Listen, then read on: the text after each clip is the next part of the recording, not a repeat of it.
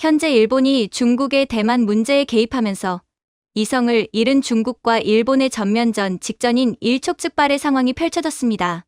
그리고 실제로 중국은 일본을 직접적으로 압박하며 즉각 보복에 나섰는데요. 하지만 이렇듯 중국의 공격적인 태도로 일본 국민들의 불안이 극에 달하자 일본의 다카이치 총리는 이러한 혼란스러운 국가적 위기를 외부의 공공의 적을 만들므로써 극복하려는 시도를 했습니다. 그리고 일본 총리의 결정은 중국보다는 만만한 한국을 건드는 거였죠. 바로 독도 문제를 들먹이며 다케시마는 일본의 땅이니 당장 내놓으라는 망언을 했던 것입니다. 그리고 다카이치 총리가 독도 문제를 언급하자마자 일본의 시간은 그대로 멈추고 맙니다. 동시에 그동안 일본이 일궈왔던 모든 것은 한국으로 넘어가는 충격적인 결과가 벌어지고 말았죠. 그렇다면 도대체 일본 총리의 망언이 왜 일본의 자충수가 되어 오히려 일본이 괴멸당하고 한국이 모든 이익을 얻게 되었던 것일까요? 안녕하세요. 제 이름은 미나가와 사토루입니다. 저는 일본 국가전략연구센터의 선임 전략분석관으로 근무하고 있습니다. 그날 아침 국가위기대응 회의실에 들어섰을 때 저는 이미 방안에 가득 찬 잘못된 승리감 같은 것을 느낄 수 있었습니다. 고위 관료들은 누구보다 큰 목소리로 서로를 칭찬하며 마치 일본이 잃어버렸던 리더십을 단번에 되찾은 것처럼 떠들어대고 있더군요. 세계가 다시 일본을 주목하고 있다고 스스로 확신하는 모습이었습니다. 그럼 아라모리 테치야 차관님부터 말씀하시죠. 진행자가 말하자 그는 지나치게 자신감에 찬 표정을 지으며 자리에서 일어났습니다. 대만 유사시 개입 선언은 일본의 권위를 완전히 되살렸습니다. 그는 확신에 찬 목소리로 말했습니다. 저희의 결의가 중국에도 충분히 전달되었습니다. 이제 중국은 우리의 입장을 이전처럼 가볍게 보지 못할 것입니다. 일본이 중국을 가만두지 않을 것임을 대대적으로 선포했으니까요. 제가 말할 틈도 없이 시즈하라 미야코 분석관이 몸을 앞으로 내밀며 활기찬 표정으로 덧붙였습니다. 중국은 이제 일본을 시험하지 못할 겁니다. 지금이야말로 일본이 동아시아 균형을 다시 쥘 순간입니다. 전 세계가 일본의 재부상을 지켜보고 있습니다. 그들의 목소리는 점점 더 높아졌고 말 한마디 한마디가 현실과는 점점 멀어지는 것을 저는 분명히 느꼈습니다. 저는 묵묵히 그 모습을 지켜보았지만 마음속에서는 점점 불안이 쌓여갔습니다. 그들의 말은 우리가 처한 상황을 정확히 반대로 이해하고 있다는 명백한 증거였습니다. 잠시 후 진행자가 제 쪽으로 시선을 돌렸습니다. 미나가와 분석관님, 국제사회의 반응을 분석하셨다고 들었습니다. 의견을 말씀해 주시죠. 순식간에 방안이 조용해졌습니다.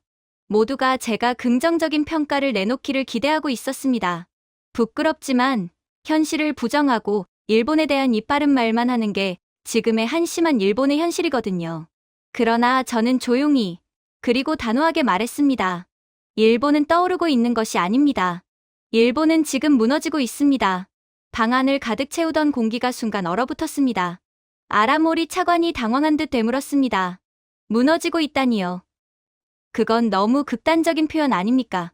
설명해 보시죠. 미나가와 분석관. 저는 천천히 숨을 들이쉬고 목소리를 안정시켰습니다. 이번 발표는 존경을 얻은 것이 아니라 우려를 불러일으켰습니다. 다른 국가들은 일본을 강하다고 느낀 것이 아닙니다. 오히려 일본이 감당할 수 없는 선언을 했다고 본 것입니다. 중국을 상대로 그렇게나 강경한 입장을 내놓은 것 말입니다. 시즈하라 분석관은 눈살을 찌푸리며 말했습니다. 감당할 수 없다니요. 자위대는 여전히 충분한 역량을 갖추고 있고 동맹도 탄탄합니다. 왜 일본이 약하다고 단정하시는 건가요? 우리가 중국보다 약한 국가라고 말씀하시는 겁니까? 약하다기보다 우리가 가진 한계를 직시하지 않기 때문입니다. 제가 말했습니다. 세계는 이미 일본의 현실을 알고 있습니다. 법적 제약, 느린 의사결정 구조, 불안정한 국내 기반 등 이 모든 요소가 일본의 발언에 힘을 실어주지 못합니다. 한 10년 전이라면 모를까. 일본은 이제 더 이상 여러분들이 말한 것과 같은 힘을 갖고 있지 않아요. 한 관료가 비웃듯 중얼거렸습니다. 지금 말씀은 일본이 붕괴 직전이라는 뜻으로 들립니다. 저는 그의 시선을 정면으로 마주보며 답했습니다. 잘 보셨네요. 여러 분야에서 이미 그런 조짐이 나타나고 있습니다. 그리고 다른 나라들은 일본의 이런 약점을 일본보다 더 선명하게 이해하고 있습니다. 그러자 시즈하라 분석관이 조심스럽게 물었습니다. 그렇다면 일본이 흔들릴 때 가장 득을 보는 국가는 어디입니까? 그 질문이 방 안을 가득 메웠습니다. 저는 일부러 잠시 침묵하며 말의 무게가 퍼지도록 했습니다. 한 나라가 있습니다. 제가 낮고 조용한 목소리로 말했습니다. 그 나라는 말을 적게 하고 움직임은 조용하지만 계산은 매우 치밀합니다. 일본을 수십 년 동안 관찰하며 배웠고 실수를 반복하지 않으며 일본이 멈춰 있는 동안 성장해 왔습니다. 아라모리 차관이 눈썹을 치켜 세웠습니다. 중국을 말씀하시는 겁니까? 아닙니다. 저는 고개를 저었습니다. 중국은 일본을 위협할 수 있지만 일본을 대체하지는 못합니다. 지금 이 순간 일본의 혼란 속에서 조용히 가장 많은 이익을 얻고 있는 나라는 중국이 아닙니다. 모두가 제 입을 바라보며 숨을 죽였습니다. 저는 마지막 문장을 또렷하게 말했습니다. 현재 동아시아에서 조용히 승자가 되고 있는 나라는 일본이 아닙니다. 바로 한국이죠. 일본이 뒤처질수록 중국이 스스로를 망칠수록 이로 인해 조용히 이익을 보는 국가는 바로 한국이라는 말입니다. 그리고 그 순간 방 안의 사람들은 처음으로 깨달았습니다. 우리가 맞서야 하는 진짜 위협은 외부의 공격이 아니라 스스로 만들어 온 착각이었다는 사실을. 다음 안건으로 넘어가자 아라모리 테츠야 차관은 손을 휘저으며 말했습니다. 중국의 반응은 일시적인 정치적 소음일 뿐입니다. 관광산업은 늘 회복합니다. 일본은 여전히 아시아의 문화 중심입니다. 모두가 일본으로 여행을 오고 싶어 하죠. 저는 노트북을 열어 화면을 회의실 쪽으로 돌렸습니다. 일본 투어 5만 건 취소라고요? 아라모리가 가볍게 물었습니다. 아닙니다. 저는 조용히 말했습니다. 50만 건입니다. 중국과의 분쟁이 생긴 지 단 24시간 안에 말이죠. 회의실에 짧은 숨소리가 퍼졌습니다. 니레가키 카즈우미 국장은 입을 때려 했지만 턱 끝에서 흔들리는 속삭임만 나왔습니다. 50만. 그건 시스템 오류 아닙니까? 오류가 아닙니다. 제가 말했습니다. 일본 관광 역사상 가장 큰 단일일 붕괴입니다. 관광업은 일본의 조용한 생명줄이 되어 있었습니다. 우리는 한때 기술, 제조, 혁신을 이끌었지만 수십 년의 정체는 일본을 관광 의존 구조로 밀어 넣었습니다. 최근에는 GDP의 10% 가까이가 관광에서 나왔고 중국은 그중 3분의 1을 차지했습니다. 그들을 잃는다는 건 충격이 아니라 붕괴였습니다. 아라모리는 억지 웃음을 지었습니다. 그래도 일본의 매력은 변하지 않습니다. 다른 관광객들이 금방 채워줄 겁니다. 저는 고개를 저었습니다. 그 사람들은 이미 다른 곳을 선택했습니다. 그리고 그곳은 일본이 아닙니다.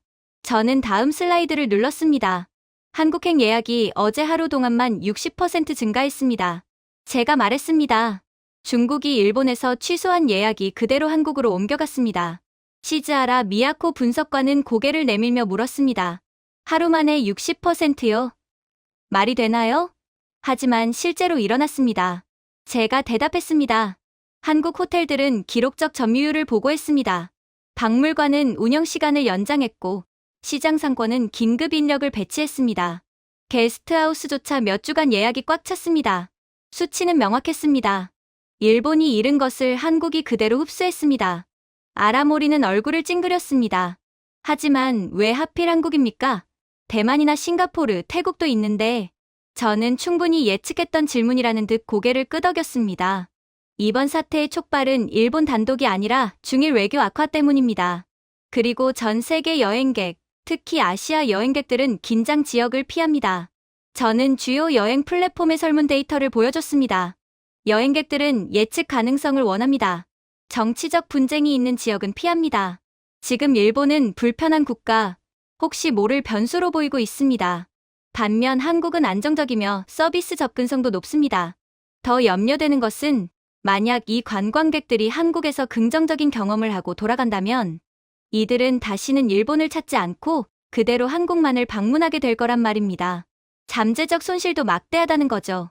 니레가키 국장은 침을 삼키며 물었습니다. 그럼 세계가 우리를 위험하다고 보는 겁니까? 위험하다기보다는 번거롭고 불편하다고 보는 것입니다.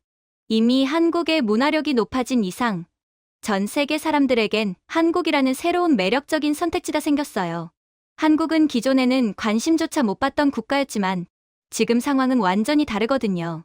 그러니 지금의 일본의 불안정성은 이러한 한국이라는 매력적인 선택지를 선택하도록 강요하게 되면서 한국의 이익을 안겨다주고 있다는 말입니다. 제가 답했습니다. 수백만 명이 한국을 선택하는 이유라는 것이죠. 저는 구체적 예시들을 보여줬습니다. 일본 여행 생중계를 준비하던 중국 인기 여행 BJ는 전격적으로 일본 일정을 취소하고 부산으로 날아갔습니다. 동남아 가족 단위 관광객은 자국 대사관의 조심 안내를 듣고 제주도로 목적지를 변경했습니다. 유럽 여행사들은 일본 여행 패키지를 조용히 내리고 서울 패키지로 대체했습니다.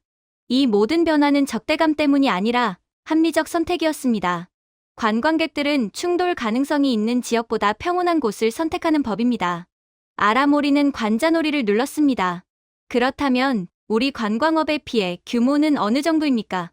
즉각적 예상 손실만 40억 달러입니다. 제가 답했습니다. 하지만 다시 말하지만 더 심각한 건 장기적 효과입니다. 일단 관광객들이 한국의 편리함을 경험하면 다시 일본으로 돌아오지 않을 가능성이 높습니다. 시즈하라는 숨을 길게 내쉬었습니다. 그럼 한국은 단순한 방문객 증가가 아니라 장기 고객을 확보한 셈이군요. 그렇습니다. 제가 말했습니다. 일본이 스스로 만든 공백을 한국이 조용히, 그러나 완벽하게 채운 것입니다.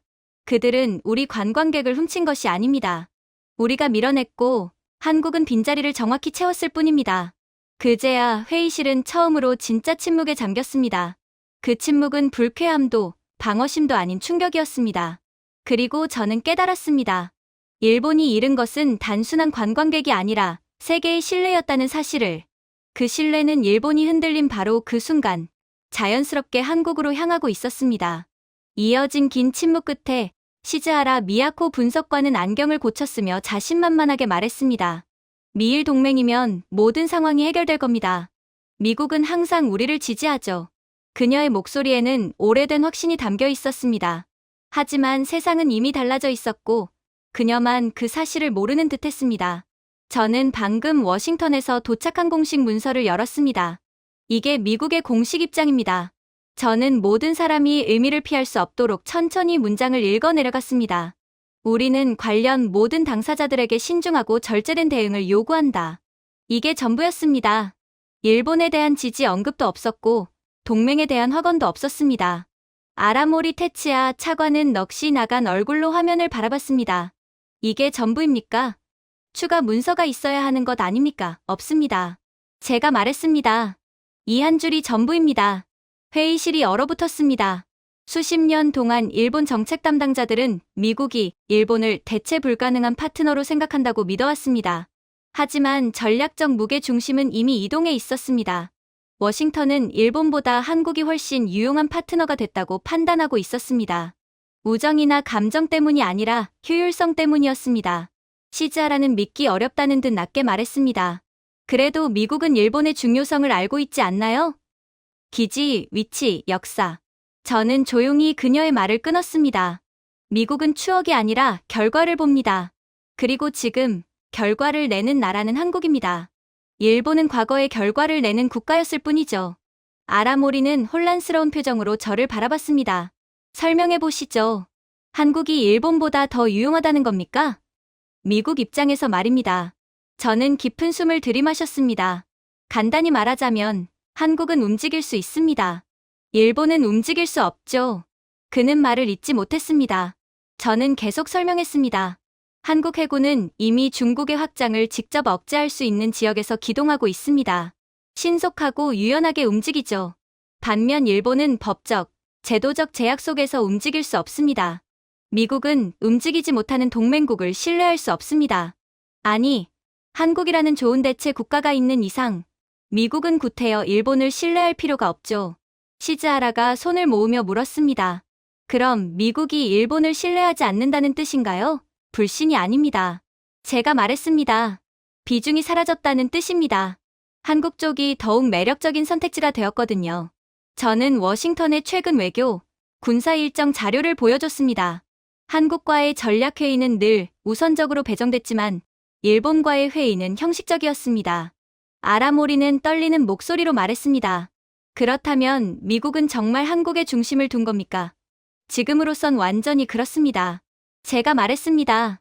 미국은 한국을 전방 안정축으로 보고 있고 일본은 후방 지원기지로 보고 있습니다. 심장이 내려앉는 듯한 정적이 돌았습니다. 시즈하라가 마지막 자존심을 붙잡고 말했습니다. 그래도 일본은 미국 기지를 제공하고 있지 않습니까? 요코스카, 미사와 오키나와까지 맞습니다. 제가 부드럽지만 단호하게 말했습니다. 하지만 기지는 영향력이 아닙니다. 기지는 부동산일 뿐입니다. 심지어 한국은 미국의 세계에서 가장 큰 미군 기지인 캠프 험프리스를 제공한 국가기도 하죠. 미국 기지를 놓고 따져봤자 우리에게 득될 게 없다는 뜻입니다. 무엇보다도 영향력은 행동에서 나옵니다. 일본은 행동할 수 없고 한국은 행동할 수 있습니다. 그게 양국의 차이이자 미국이 한국을 선택한 이유죠. 저는 한 가지 더 예시를 들었습니다. 2주 전 미국의 아시아 안보 시뮬레이션에서 미국 팀은 위기 안정화의 핵심 전력을 한국 해군으로 설정했습니다. 일본의 역할은 보급 지원일 뿐이었죠. 보급 지원이요? 아라모리가 충격을 못 숨겼습니다. 네, 제가 답했습니다. 미국 눈에 일본은 후방 지원국이 된 겁니다. 한국은 전방 억제국이고요. 시즈하라는 목소리를 낮추며 물었습니다. 그럼 미국이 한국을 택하면 일본은 어떻게 됩니까? 저는 잠시 말을 고르고 대답했습니다. 당연하죠. 우리는 선택지에서 제외됩니다. 핵무기 등 모든 유리한 부분은 한국이 독차지하게 되겠죠.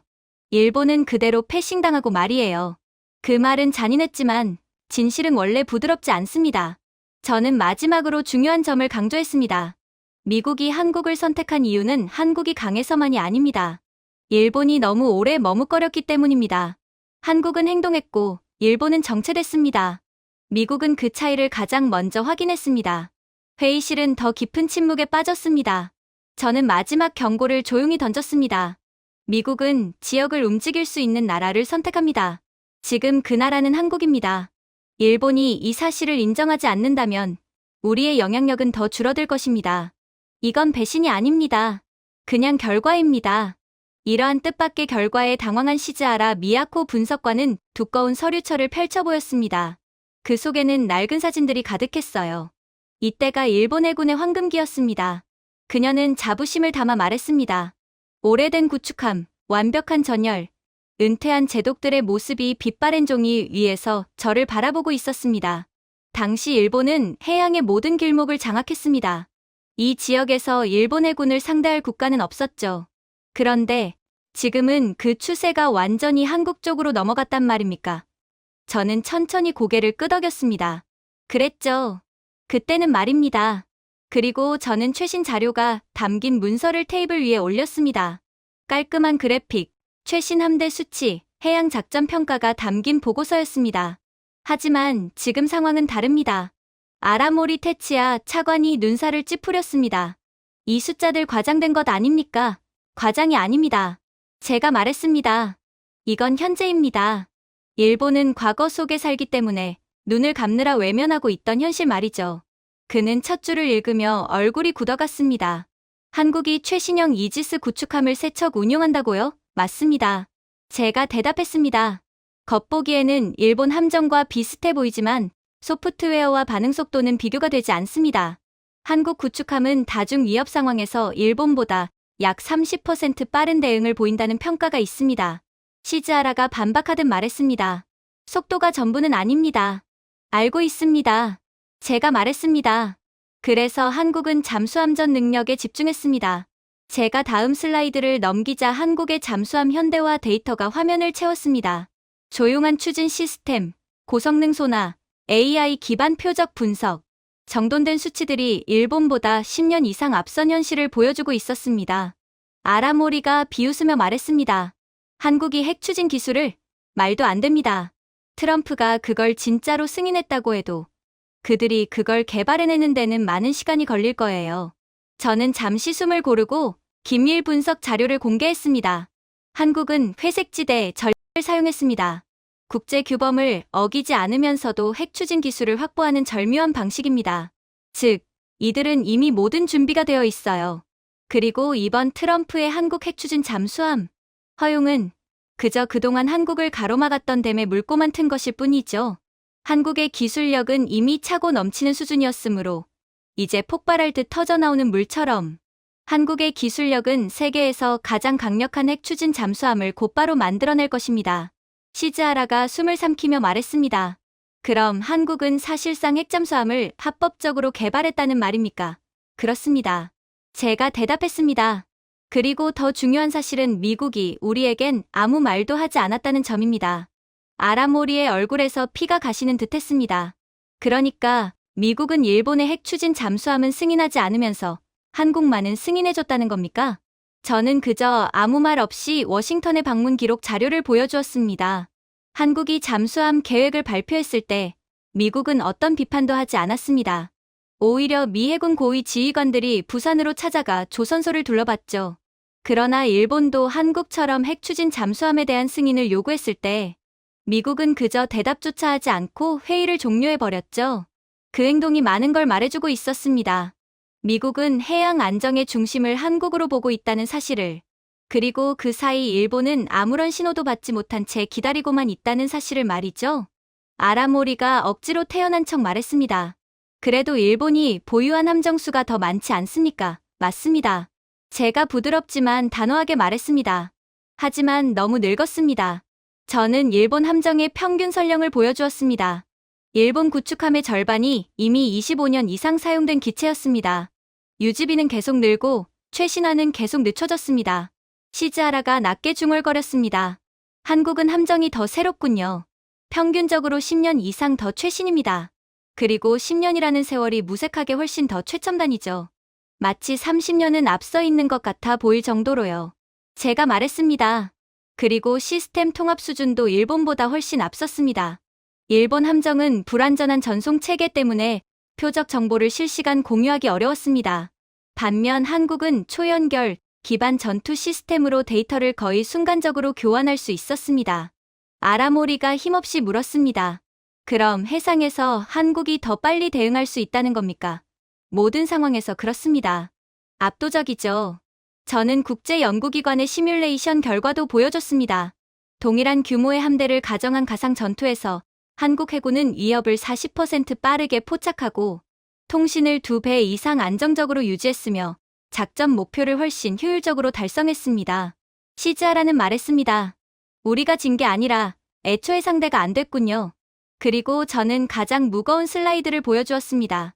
지역별 해양 영향력 지수였습니다. 수십 년 동안 일본이 1위를 지켜왔던 그래프였습니다. 하지만 최신 지표에서 1위는 한국이었습니다. 아라모리는 답을 찾지 못한 표정으로 물었습니다. 도대체 어떻게 이런 일이, 한국은 멈추지 않았고 일본은 멈췄기 때문입니다. 제가 조용히 말했습니다. 한국은 모든 시스템을 업그레이드했습니다. 일본은 이유만 찾았습니다. 한국은 움직였고 일본은 고민했습니다. 시즈하라는 마지막 자존심처럼 말했습니다. 그래도 일본 전체를 한국이 압도하지 못했을 겁니다. 이미 압도했습니다. 제가 말했습니다. 일본이 약해서가 아니라 한국이 너무 강하기 때문입니다. 그리고 저는 끝내기 전에 한 가지 사실을 덧붙였습니다. 이제 한국은 더 이상 육군 중심 국가가 아닙니다. 해군에서도 지역 주도권을 쥐었습니다. 미국도 이를 인정했습니다. 아라모리는 입술을 떨며 물었습니다. 그럼 일본은 해양 주도권을 잃은 겁니까? 저는 천천히 고개를 끄덕였습니다. 주도권뿐 아니라 존재감도 잃고 있습니다. 핵 추진 잠수함으로 모든 상황이 종료되었어요. 가망이 없는 상황입니다. 그제야 아무도 반박하지 않았습니다. 그들은 처음으로 인정했습니다. 일본이 해양 강국이라 믿던 시대는 이미 끝났고 바다는 이제 한국의 편에 서 있다는 사실을 말이죠. 그렇게 회의실에서 긴장된 검토 회의를 진행하던 중 충격적인 사건이 발생하게 됩니다. 한 젊은 직원이 급히 뛰어들어왔습니다. 그의 목소리는 떨리고 있었죠. 긴급 속보입니다. 중국 무장선박 세척이 센카쿠 해역을 포위했습니다. 순간 방 안의 시간이 멈춘 듯 조용해졌습니다. 공조기 소리마저 멈춘 것처럼 느껴질 정도였습니다. 아라모리 테치야 차관이 자리에서 벌떡 일어섰습니다. 해상보안청 즉각 출동. 해상자위대는 대기 명령을 준비하라. 그의 목소리는 위험을 담고 있었지만 현실은 아무도 움직이지 않는 상황이었습니다. 한 관리가 조심스럽게 말했습니다. 차관님, 해상보안청은 무장선박에 대응하려면 추가 승인이 필요합니다. 다른 관리가 덧붙였습니다. 그리고 자위대 출동은 국회 승인 없이는 불가능합니다. 수시간은 걸립니다. 아라모리의 얼굴이 굳었습니다. 수시간. 그런데 중국은 이미 우리 해역 안에 있습니다. 지금 그걸 기다리고 있을 시간이 없다고요. 저는 낮고 차분하게 말했습니다. 중국은 그걸 알고 왔습니다. 일본의 구조적 한계를요. 그래서 침범한 겁니다. 대형 스크린에서는 중국 선박들이 더 가까이 접근하며 공격적인 메시지를 송출하고 있었습니다. 중국 측 확성기에서는 일본의 약한 주권을 조롱하는 왜곡된 목소리가 울렸습니다. 그들은 일본 순시선을 향해 고출력 탐조 등을 비추며 승무원들을 고의적으로 눈부시게 했습니다. 그야말로 악랄한 행동이었고 노골적인 압박과 협박이었습니다. 시즈하라 미야코 분석관이 입을 손으로 막으며 말했습니다. 우리가 절대 반응할 수 없는 걸 알고 일부러 자극하는 거군요. 맞습니다. 제가 말했습니다. 중국은 일본의 무기력함을 기록하려고 온 것입니다. 우리의 무능력을 전 세계에 공개함으로써 우리에게 보복을 가할 의도죠. 곧이어 또 다른 조롱 섞인 메시지가 개방 채널로 흘러들어왔습니다. 응답해보시지요. 일본. 아니면 늘 그렇듯 아무 말도 하지 마십시오. 당신들이 지금 누굴 건든 것인지 알기나 합니까? 감히 대만 문제를 걸고 넘어지다니. 그렇게 입을 함부로 놀리다간 그 입이 성치 못하게 될 것입니다. 잔인하고 유치할 정도로 수준 낮은 도발이었지만 효과는 치명적이었습니다. 그들은 일본 체계가 얼마나 망가져 있는지 정확히 알고 있었습니다. 아라모리는 주먹을 꽉 쥐었습니다. 그래도 뭔가 해야 하지 않습니까? 한 직원이 약하게 말했습니다. 경고 방송이라도 보내겠습니다. 의미 없어요. 그 경고는 무시될 겁니다. 제가 말했습니다. 그들은 일본이 아무것도 못한다는 걸 확인하러 온 겁니다. 그 뒤 30분간 일본의 각 기관은 서로 전화를 돌렸습니다. 해상자위대에서 해상보안청으로, 해상보안청에서 내각실로, 내각실에서 법무부로, 그리고 돌아오는 답은 늘 같았습니다. 즉각 명령을 내릴 권한이 없습니다. 중국은 이를 정확히 알고 있었습니다. 중국 선박들은 조금씩 더 전진하며 모든 행동을 드론으로 촬영했습니다. 어떤 선박은 작은 보트를 내려 병력들을 화보 찍듯 포즈를 취하게 만들었습니다. 그야말로 일본을 조롱하는 연출이었습니다. 시즈하라는 절망적으로 중얼거렸습니다. 이건 굴욕이에요. 일본 역사상 가장 큰 굴욕입니다. 이건 전략입니다. 제가 말했습니다. 그때 예상치 못한 장면이 보였습니다. 다른 화면에는 한국 해군 순찰함이 나타났습니다. 센카쿠 근처가 아니라 멀리 떨어진 공해를 천천히 지나가고 있었습니다. 그들의 움직임은 여유롭고 안정적이었습니다. 라디오 채널에서는 한국 해군 장병들이 평온하게 대화를 나누고 있었습니다. 어떠한 긴장도, 어떠한 두려움도 느껴지지 않았습니다. 아라모리가 의문 가득한 표정으로 말했습니다. 왜 저들은 저렇게 여유롭죠? 겁낼 이유가 없기 때문입니다. 제가 답했습니다. 중국은 한국을 이렇게 시험하지 않습니다. 감히 못하죠. 한국은 가만히 두지 않을 거거든요. 시즈하라는 저를 바라보며 물었습니다. 한국도 이 상황을 알까요? 물론 알고 있습니다. 제가 말했습니다. 하지만 이건 한국의 위기가 아니라 일본의 위기입니다. 그들은 조용히 지켜볼 뿐입니다. 마치 돌고래 쇼를 보는 관객들처럼 맥주나 마시며 흥미롭게 구경할 뿐이죠. 대조는 처참할 정도로 명확했습니다. 일본은 법과 제약에 묶여 아무것도 못하고 중국은 그런 일본을 교묘하게 괴롭히고 한국은 아무 영향도 받지 않은 채 안정된 해군력을 유지하고 있었습니다. 거의 1시간이 지난 뒤 중국 선박들은 서서히 철수했습니다. 일본이 버텼기 때문이 아니라 중국이 원하던 영상을 충분히 확보했기 때문이었습니다. 아라모리는 의자에 털썩 주저앉았습니다. 우리가 아무것도 안 했는데 그냥 돌아갔군요. 우리가 아무것도 못했기 때문에 돌아간 겁니다. 제가 조용히 말했습니다. 몇 분 후 국제 뉴스 헤드라인이 쏟아졌습니다. 중국, 일본 해역 시험 일본은 대응 불가. 도쿄, 해상 압박 속 무기력함 드러나. 한국, 안정 유지 일본과 대조 뚜렷. 이어 충격적인 외교 반응이 이어졌습니다. 평소 일본을 높게 평가하던 국가들조차도 발언을 바꾸기 시작했습니다. 호주는 검증된 해양 능력을 가진 파트너를 지지한다고 발표했습니다. 유럽 언론은 동아시아의 새로운 해양 안정자는 한국이라고 평가했습니다. 시즈하라는 거의 속삭이듯 말했습니다. 그들이 일본이 아니라 한국을 택하고 있네요. 세계는 다 봤습니다. 제가 답했습니다. 일본이 갇혀있는 동안 한국은 흔들리지 않았습니다. 아라모리는 쓰러질 듯한 목소리로 물었습니다. 그럼 이 사건 하나로 세계 인식이 바뀐 겁니까? 아니요. 제가 말했습니다. 이 사건은 단지 진실을 드러낸 것뿐입니다. 원래 세계의 인식은 한국 쪽으로 돌아서 있었어요. 모두 조용해졌습니다. 그제야 모두가 깨달았죠. 일본은 더 이상 지역을 지키는 존재가 아니라 구경만 하는 국가가 되었고, 한국은 세계가 의지할 수 있는 실제적인 힘을 가진 국가라는 사실을 말입니다. 그리고 센카쿠 굴욕 사태 이후 일본 국내 여론은 폭발했습니다.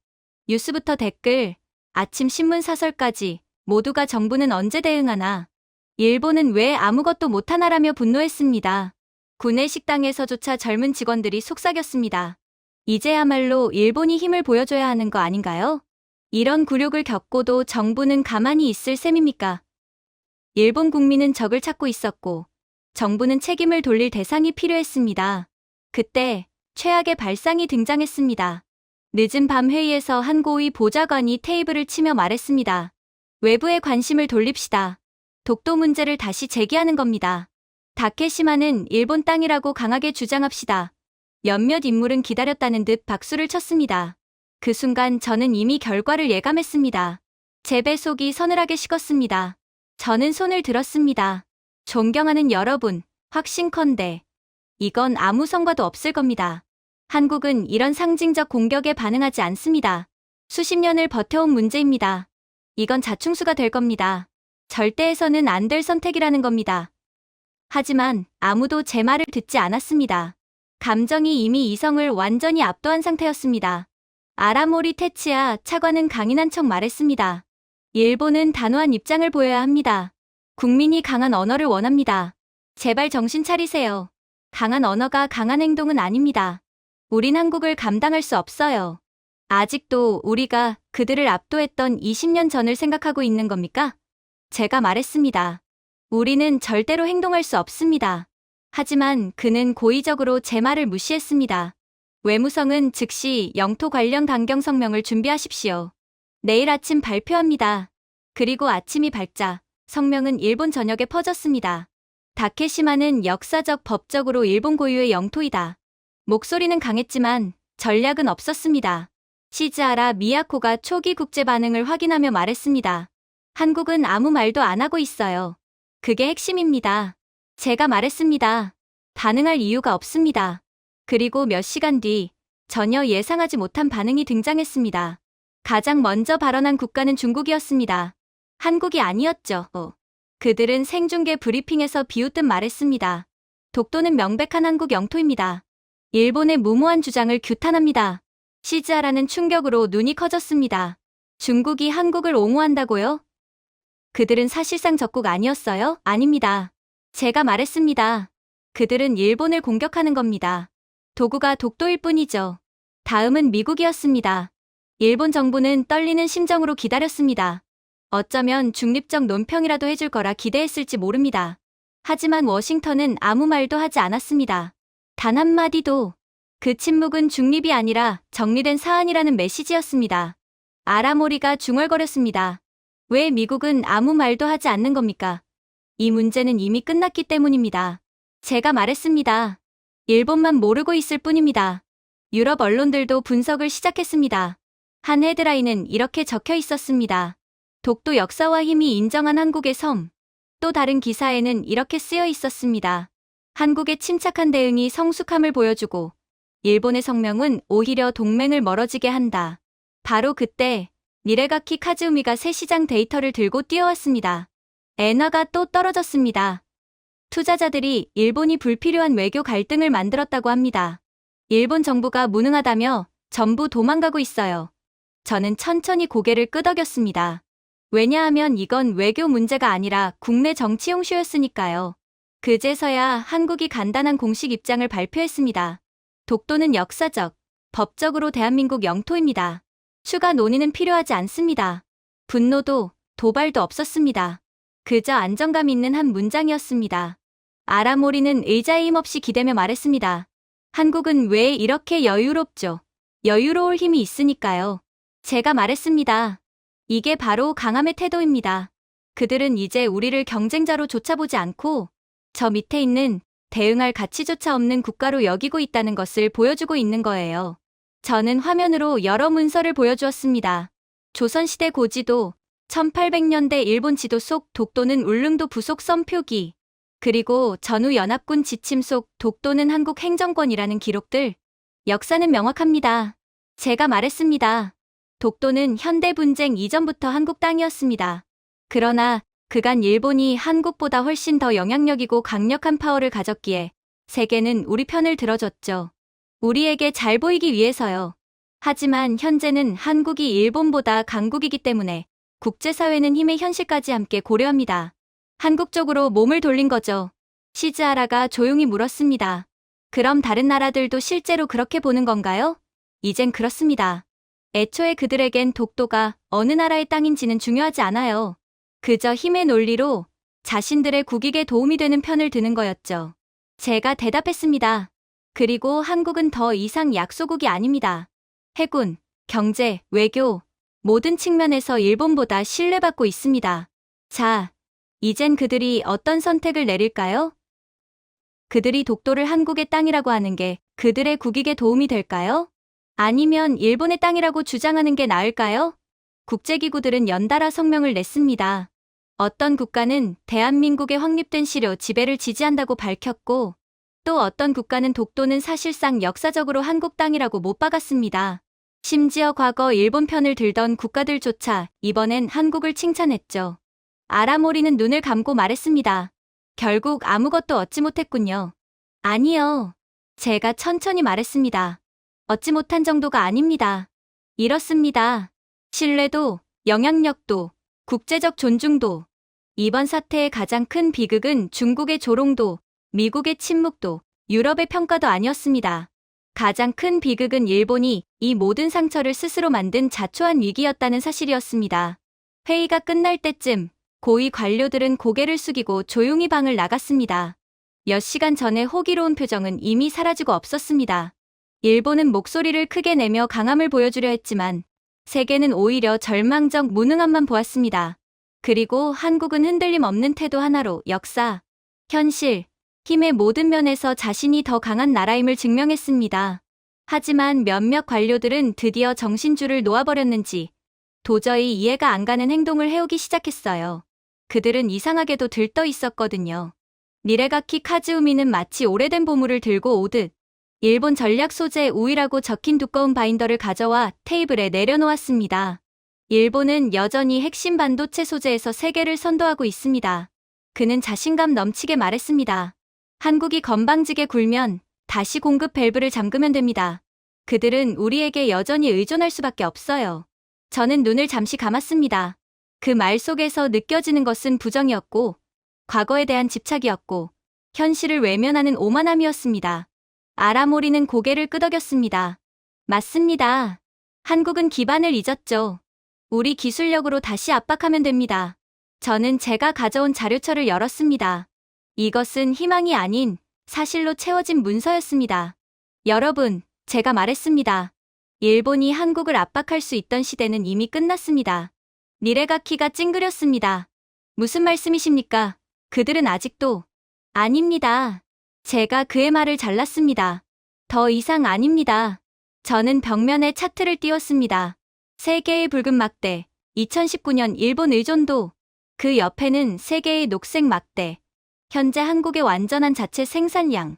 포토레지스트, 불화수소, 폴리이미드. 저는 차분하게 말했습니다. 한때 일본이 한국을 흔들기 위해 사용하던 바로 그 세 가지. 아라모리가 몸을 앞으로 숙였습니다. 그래서요? 이제 한국은 세 가지 모두 국산화에 성공했습니다. 제가 대답했습니다. 그리고 일본을 대체한 수준이 아니라 일본을 능가했습니다. 니레가키는 눈을 깜빡였습니다. 그건 불가능합니다. 그 소재들은 수십 년의 기술 축적이 필요한데요. 저는 고개를 저었습니다. 한국은 3년 만에 해냈습니다. 회의실은 순간 숨조차 멈춘 듯 했습니다. 저는 말을 이어갔습니다. 한국의 포토레지스트는 이미 12나노 EUV 공정 기준을 안정적으로 통과하고 있습니다. 한국의 불화수소는 일본이 노후화된 공장에서 애를 먹고 있는 안정성 문제를 이미 뛰어넘었습니다. 그들의 자체 기술력으로 만든 폴리이미드는 디스플레이뿐 아니라 항공우주 실험에도 쓰이고 있습니다. 시즈하라가 낮게 중얼거렸습니다. 그럼 한국이 우리를 넘어선 겁니까? 압도적으로 그렇습니다. 제가 말했습니다. 일본이 무너졌기 때문이 아니라 한국이 포기하지 않았기 때문입니다. 저는 새 사진을 띄웠습니다. 새벽 3시, 불이 꺼지지 않은 연구실, 간이 침대도 없이 바닥에서 잠든 기술자들, 라면 그릇 옆에 놓인 씨앗통, 며칠째 집에 못 간 엔지니어들. 이것이 진짜 이야기입니다. 제가 말했습니다. 2019년 당시 한국의 기술자들은 거의 공장에서 살다시피 하며 신소재 개발을 성공시켰습니다. 아라모리가 충격에 찬 얼굴로 말했습니다. 그렇게까지 했다는 겁니까? 네. 일본 엔지니어들이 워라밸을 지키며 혁신을 포기할 때 한국은 절대 멈추지 않았거든요. 제가 고개를 끄덕였습니다. 한국은 위기를 위기로 보지 않습니다. 한국은 위기를 점화순간으로 봅니다. 그리고 그들 자신을 기꺼이 불태우죠. 저는 한국의 핵심 기술 획득 시간표를 보여주며 설명을 이어갔습니다. 니레가키는 낮게 말했습니다. 우리는 그들을 과소평가했군요. 지속적으로 그랬습니다. 제가 말했습니다. 일본은 공급망을 끊으며 압박하면 한국이 흔들릴 거라 믿었습니다. 하지만 한국은 단결했습니다. 기업들은 협력했고, 엔지니어들은 자발적으로 모였고, 젊은 연구자들은 노장의 곁에서 밤을 새웠습니다.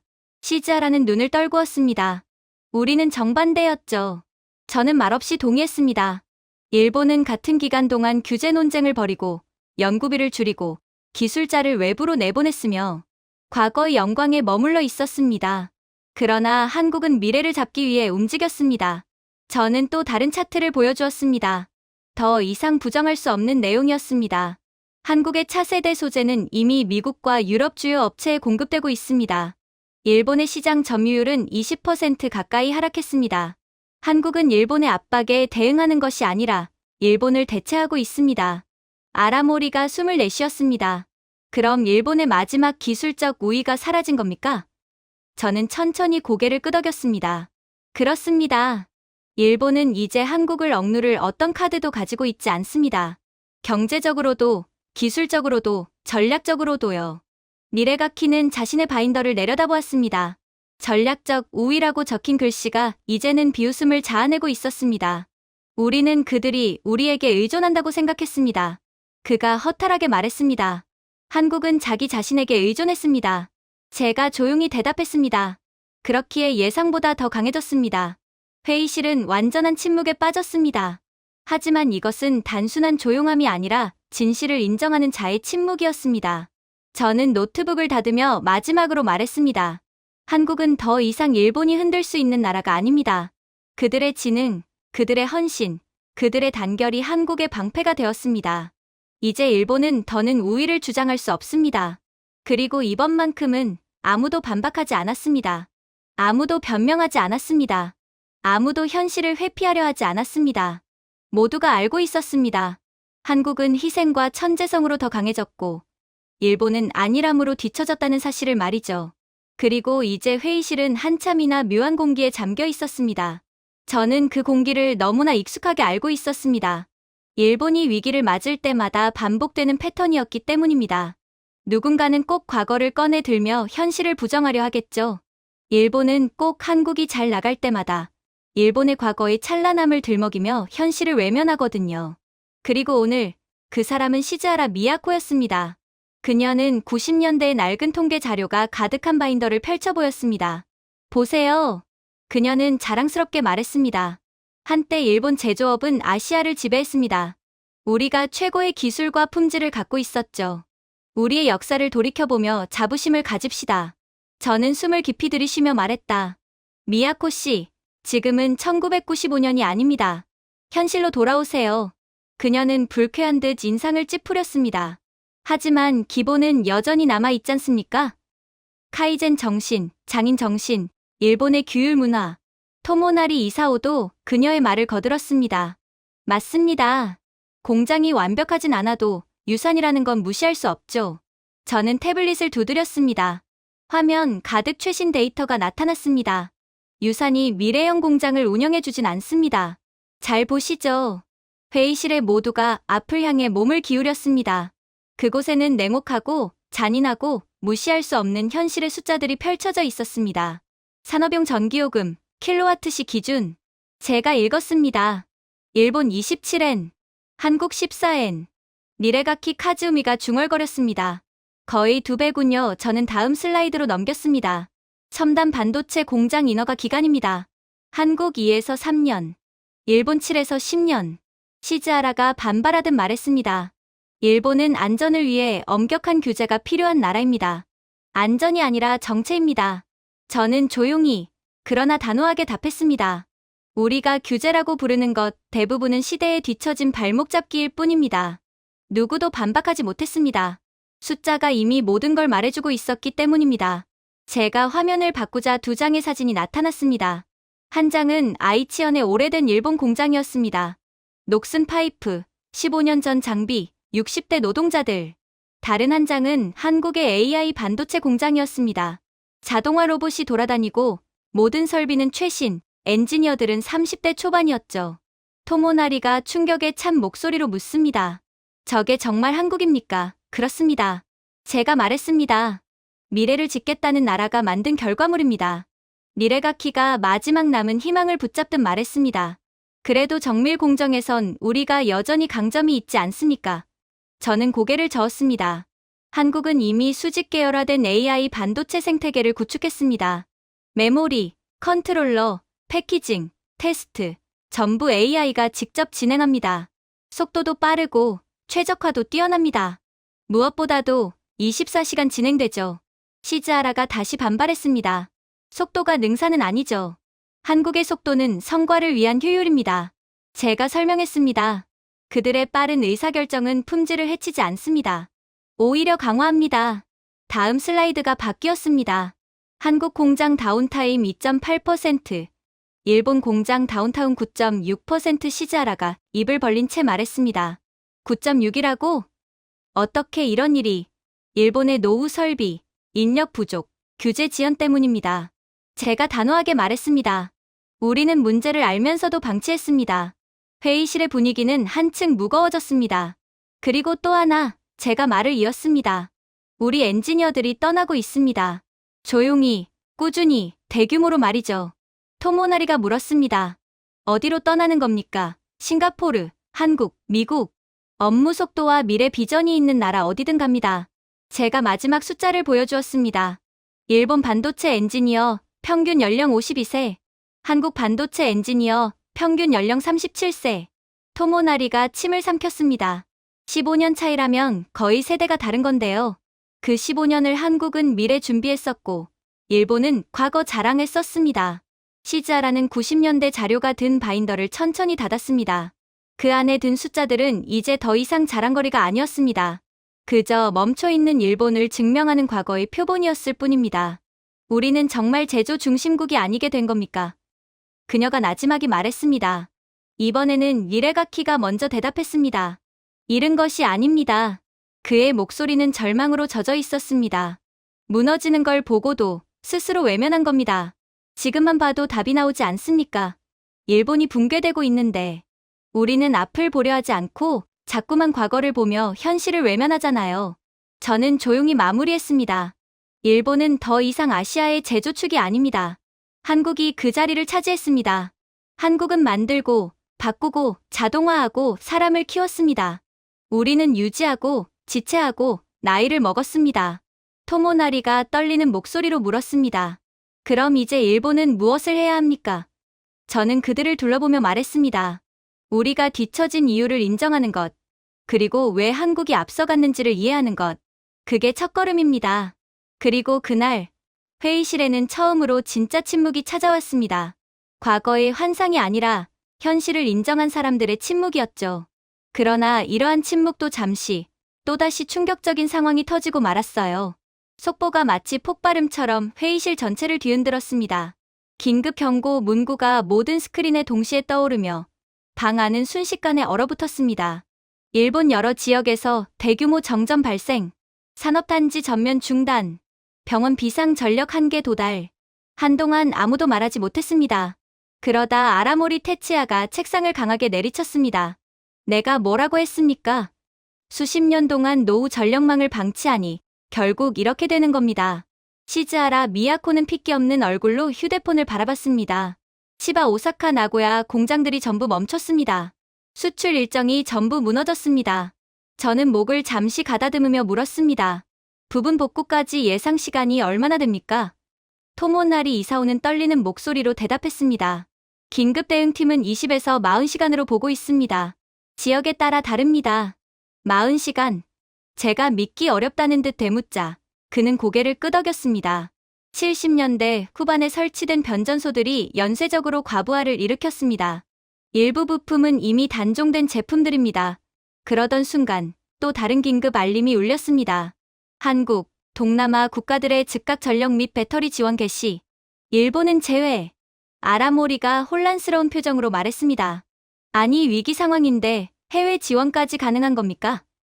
여유 전력이 그 정도입니까? 그렇습니다. 제가 단호히 말했습니다. 한국의 스마트 그리드는 최대 수요량의 29%를 비상 저장 전력으로 보유하고 있습니다. 일본은 3%도 되지 않습니다. 회의실 곳곳에서 탄식이 들렸습니다. 시즈하라가 떨리는 목소리로 말했습니다. 왜 우리는 지원 대상에서 빠진 겁니까? 지난달에 한국은 태국도 도왔잖아요.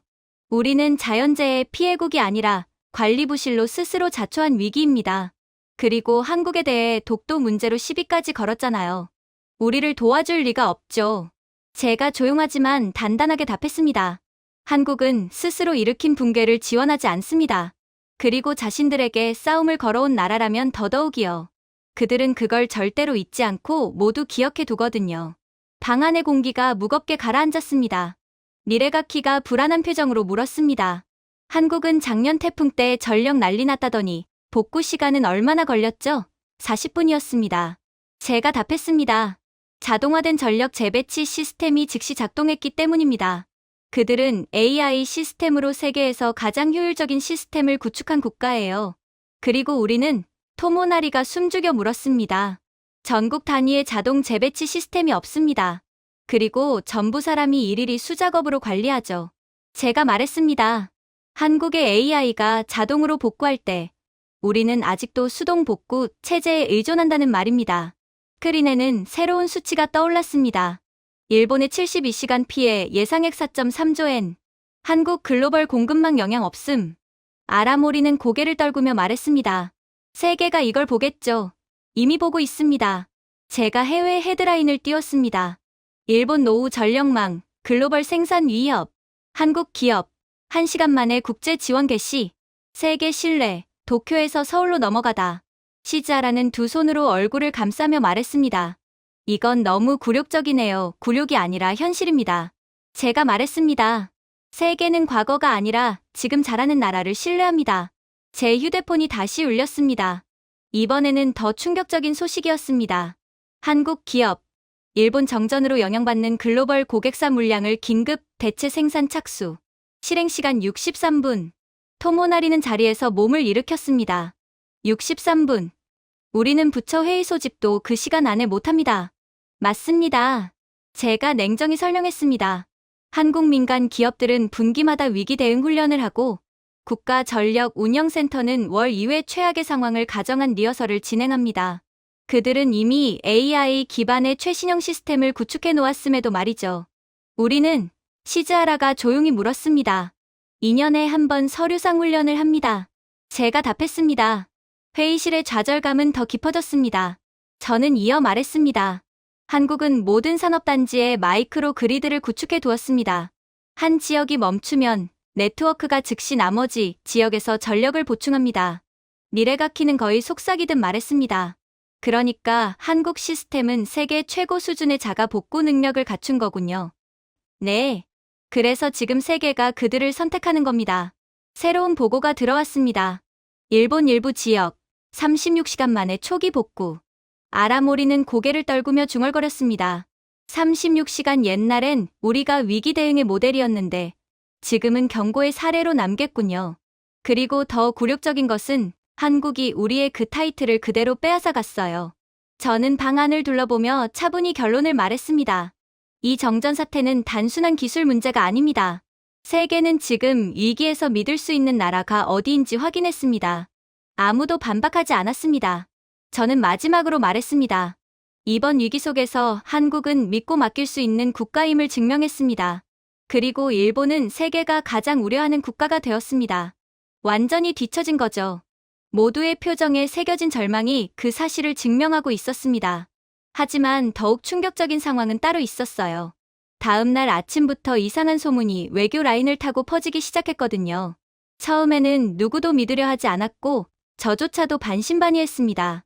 그러나 위기 대응실에 들어섰을 때 모든 고위 관료들이 이미 같은 이야기를 속삭이고 있었습니다. 한국이 합법적 기준 안에서 고밀도 초소형 핵연료 모듈을 확보했다는 소문이었습니다. 시즈하라 미야코는 제가 자리에 앉자마자 비웃듯 말했습니다. 한국이 그런 기술을 몰래 개발했을 리 없습니다. 불가능합니다. 저는 천천히 서류처를 열었습니다. 그렇다면 이 자료부터 보시죠. 국제 컨소시엄에서 유출된 보고서를 책상 위로 밀었습니다. 방사선 패턴, 중성자 플럭스 그래프, 열출력 수치가 빽빽하게 적힌 문서였습니다. 아라모리 테치야가 눈을 가늘게 뜨며 말했습니다. 이 플럭스 수치 진짜입니까? 초기 단계 무기급 연료 정제 기술과 거의 동일합니다. 제가 낮은 목소리로 말했습니다. 하지만 구조 자체는 IAEA 기준 안에 정확히 들어갑니다. 이게 바로 회색지대입니다. 완전히 합법이고 누구도 뭐라고 할 수 없습니다. 토모나리 이사오가 놀란 얼굴로 몸을 앞으로 기울였습니다. 그러니까 한국이 틈새를 파고든 겁니까? 합법적인 방식으로? 틈새가 아닙니다. 제가 단호하게 말했습니다.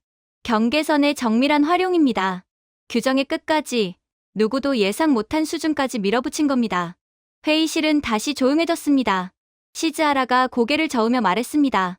일본도 결국 할 수 있습니다. 시간이 지나면 한국처럼 회색지대를 이용해서 똑같은 걸 개발하죠 뭐. 아니요. 저는 단호하게 말했습니다.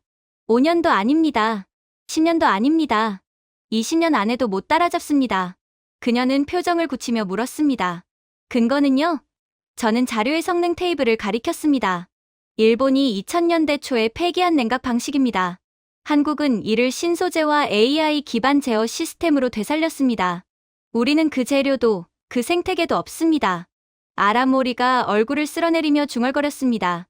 그럼 이게 일종의 차세대 원자로입니까? 그 이상입니다. 제가 말했습니다. 휴대 가능한 에너지 핵심입니다. 잠수함, 무인기, 기지 하나를 통째로 굴릴 수 있는 수준이죠. 조용하고 안전하고 완전히 합법입니다. 시즈하라는 떨리는 목소리로 물었습니다. 미국은 이에 대해 뭐라고 했습니까? 저는 씁쓸하게 웃었습니다. 아무 말도 하지 않았습니다. 아라모리가 굳었습니다. 침묵이라고요? 완전한 침묵입니다. 제가 말했습니다.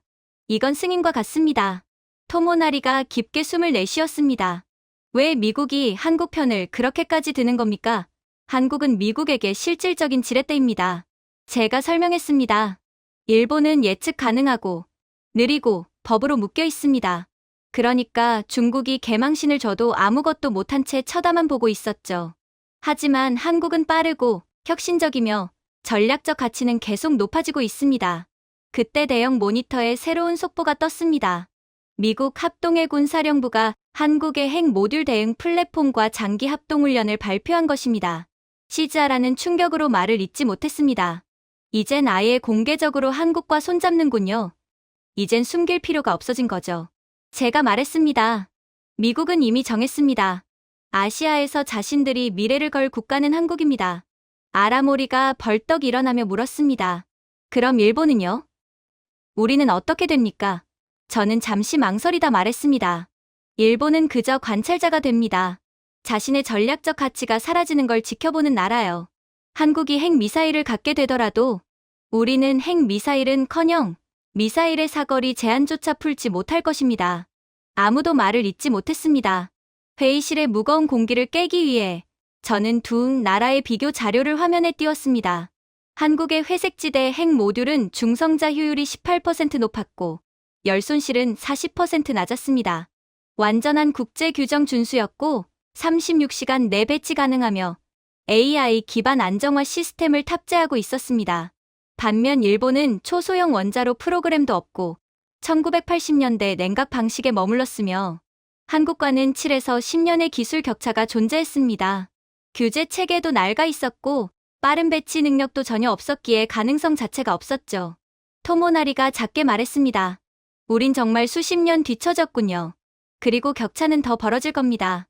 제가 말했습니다. 한국의 혁신 속도는 계속 빨라지고 있고 일본의 속도는 더 느려지고 있거든요. 그때 새로운 속보가 떴습니다. 미 상원, 한국의 책임 있는 핵 현대화를 공개, 칭찬. 일본에는 자제 권고, 아라모리는 씁쓸한 웃음을 지었습니다. 한국은 칭찬하면서 우리는 조심하라고 하네요. 이게 새 시대입니다. 제가 말했습니다. 한국은 파트너 수준이 아니라 미국에 있어서 없어선 안 되는 존재가 됐습니다. 그리고 일본은요? 토모나리가 조용히 물었습니다. 저는 눈을 피하지 않고 답했습니다. 일본은 선택권이 없는 나라가 되고 있습니다. 힘없는 동남아 국가들과 우리가 다른 점이 없게 되었어요. 회의실은 숨소리만 들릴 정도로 조용해졌습니다. 그 순간 또 다른 속보가 떴습니다. 미국, 한국과 양자 핵협력 프레임워크 확대, 아라모리는 마지막으로 중얼거렸습니다. 미국이 한국을 선택하는군요. 완전히. 저는 고개를 끄덕였습니다. 한국에는 미래가 있습니다. 그리고 일본은 과거만 있습니다. 그 누구도 반박하지 못했습니다. 모두가 그 사실을 알고 있었기 때문입니다.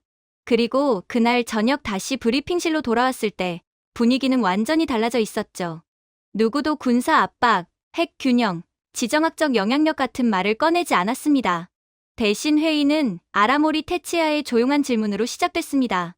어떻게 한국이 이렇게 빠르게 우루를 추월한 겁니까? 우리가 그 나라를 수십 년 동안 지배했었는데 어떻게 이렇게 짧은 시간에 달라질 수 있습니까? 그의 목소리에는 처음으로 오만함도 자존심도 없었습니다. 오직 혼란과 솔직한 의문만 담겨 있었습니다. 저는 천천히 말문을 열었습니다. 일본은 그동안 안정을 추구했습니다. 그러나 한국은 생존을 선택했습니다.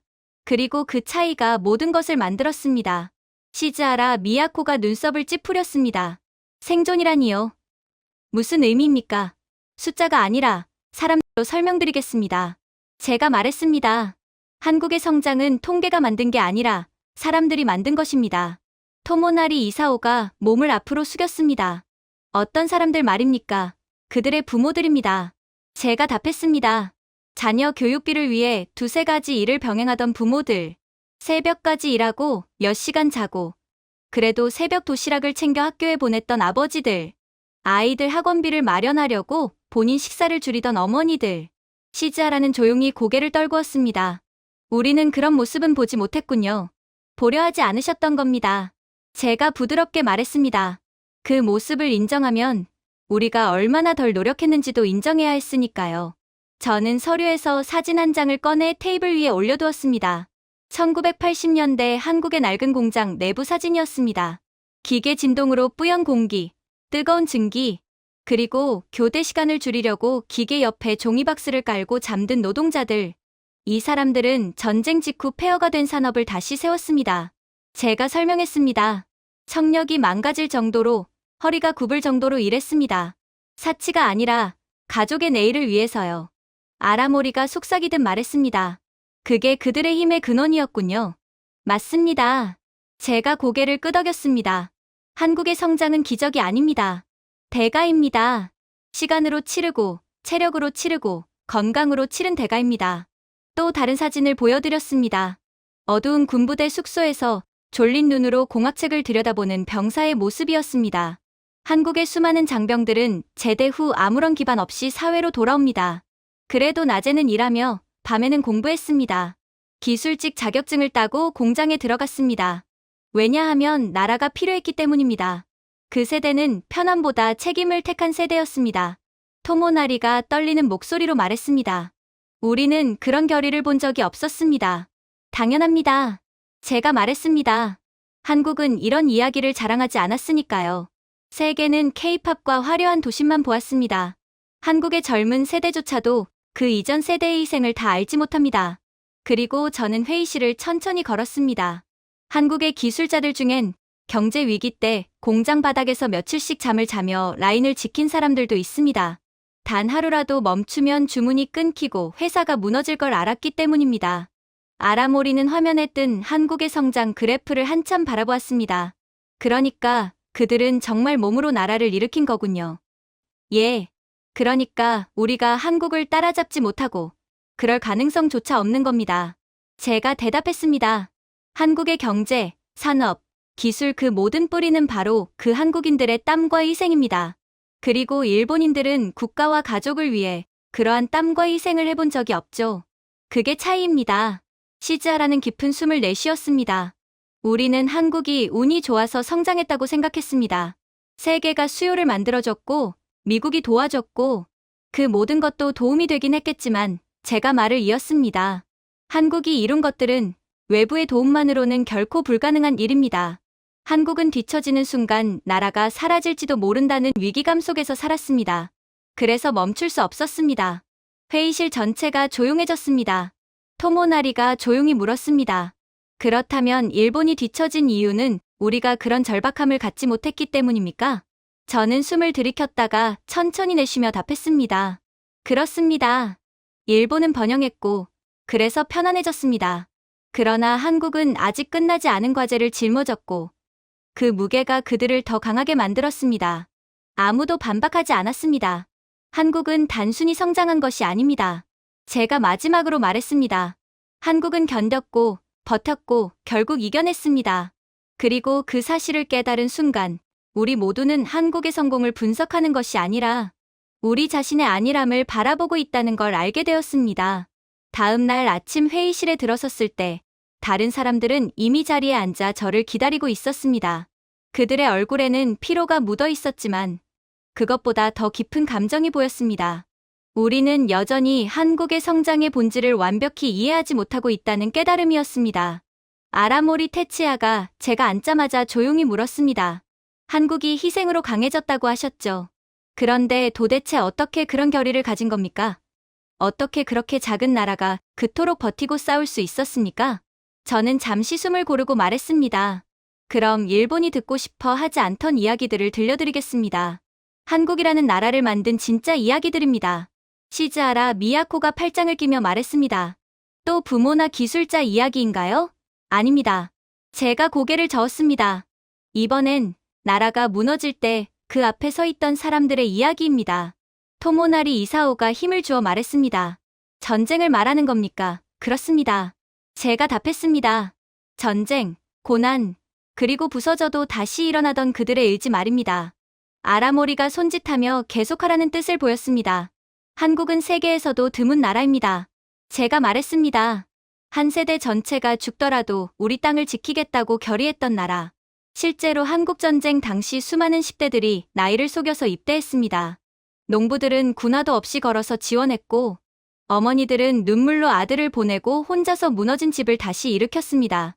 시즈하라는 낮은 목소리로 말했습니다. 책으로만 봤는데 이렇게 들으니 다르게 느껴지네요. 실제입니다.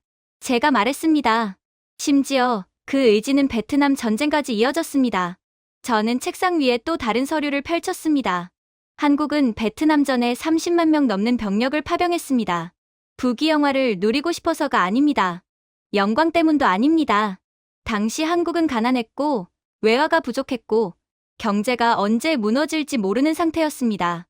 누군가는 나서야 했습니다. 토모나리가 입술을 깨물며 말했습니다. 일본은 그런 선택을 한 적이 없죠. 맞습니다. 제가 단호히 말했습니다. 일본은 그 정도의 절박함이 없었습니다. 그러나 한국은 늘 절벽 끝에 서 있었습니다. 뒤로 물러설 수도, 누군가에게 의지할 수도 없었습니다. 아라모리가 낮은 목소리로 물었습니다. 그래서 강해진 겁니까? 예. 제가 답했습니다. 희생은 사람을 단단하게 만듭니다. 그리고 단단해진 사람들은 나라를 움직입니다. 저는 사진 한 장을 보여드렸습니다. 진흙탕 속에서 부상당한 베트남 민간인을 등에 업고 이동하는 한국 군인들의 사진이었습니다. 이건 폭력의 이야기가 아닙니다. 제가 말했습니다. 이건 지켜야 한다는 마음이 만든 이야기입니다. 세계는 숫자로 전쟁을 기억합니다. 그러나 한국은 사람으로 전쟁을 기억합니다. 시즈하라의 목소리가 흔들렸습니다. 그리고 일본은 전쟁을 일으킨 국가죠. 그리고 그 이후 비겁하게 위험을 피했습니다. 제가 조용히 말했습니다. 안정을 택했고, 편안함을 택했고, 희생 없이도 살아갈 수 있는 길을 택했습니다. 그러나 한국은 선택지가 없었습니다. 토모나리가 고개를 숙였습니다. 우리는 그만큼 절박하지 않았군요. 맞습니다. 제가 말했습니다. 절박함이 없으면 속도가 나올 수 없습니다. 한국은 한 번도 느슨해진 적이 없었습니다. 저는 이어 말했습니다. 한국은 식민지를 겪었고, 전쟁을 겪었고, 기아를 겪었고, 독재를 겪었고, IMF까지 겪었습니다. 그러나 그때마다 우리 아이들만큼은 살게 해야 한다는 마음이 그들을 일으켜 세웠습니다. 이건 정책이나 기술의 문제가 아닙니다. 이건 의지의 문제였습니다. 아라모리는 화면을 오래 바라보며 말했습니다. 한국은 정말 하나하나 일궈낸 나라였군요. 그렇습니다. 제가 말했습니다. 한국의 경제, 기술, 시스템은 모두 수많은 사람들의 눈물과 희생이 만든 결과입니다. 시즈하라는 깊은 숨을 내쉬었습니다. 일본은 절대 따라갈 수 없겠네요. 절대 따라갈 수 없습니다. 그런 경험이 아예 없거든요. 그런 경험을 건너뛸 수는 없는 법입니다. 마치 기초공사를 단단하게 해놓지 않은 건물과 같죠? 이 상태에서 더 높은 층을 건설하다간 건물 자체가 폭삭 무너지고 말 겁니다. 제가 단호히 말했습니다. 희생은 흉내낼 수 있는 게 아닙니다. 경험해야만 얻을 수 있는 것입니다. 토모나리가 조용히 말했습니다. 그렇다면 한국은 원래부터 일본을 넘어서게 되어 있었던 운명이었군요. 예, 제가 답했습니다. 한국은 목적을 위해 사는 나라입니다. 일본은 편안함을 위해 사는 나라입니다. 그 차이는 세월이 지나도 좁혀지지 않습니다. 회의실은 아무 말도 하지 못한 채 조용해졌습니다. 저는 마지막으로 말했습니다. 한국은 편안함이 아니라 미래를 위해 싸웠습니다. 그래서 무너질 수 없었고 결국은 세상을 이겼습니다.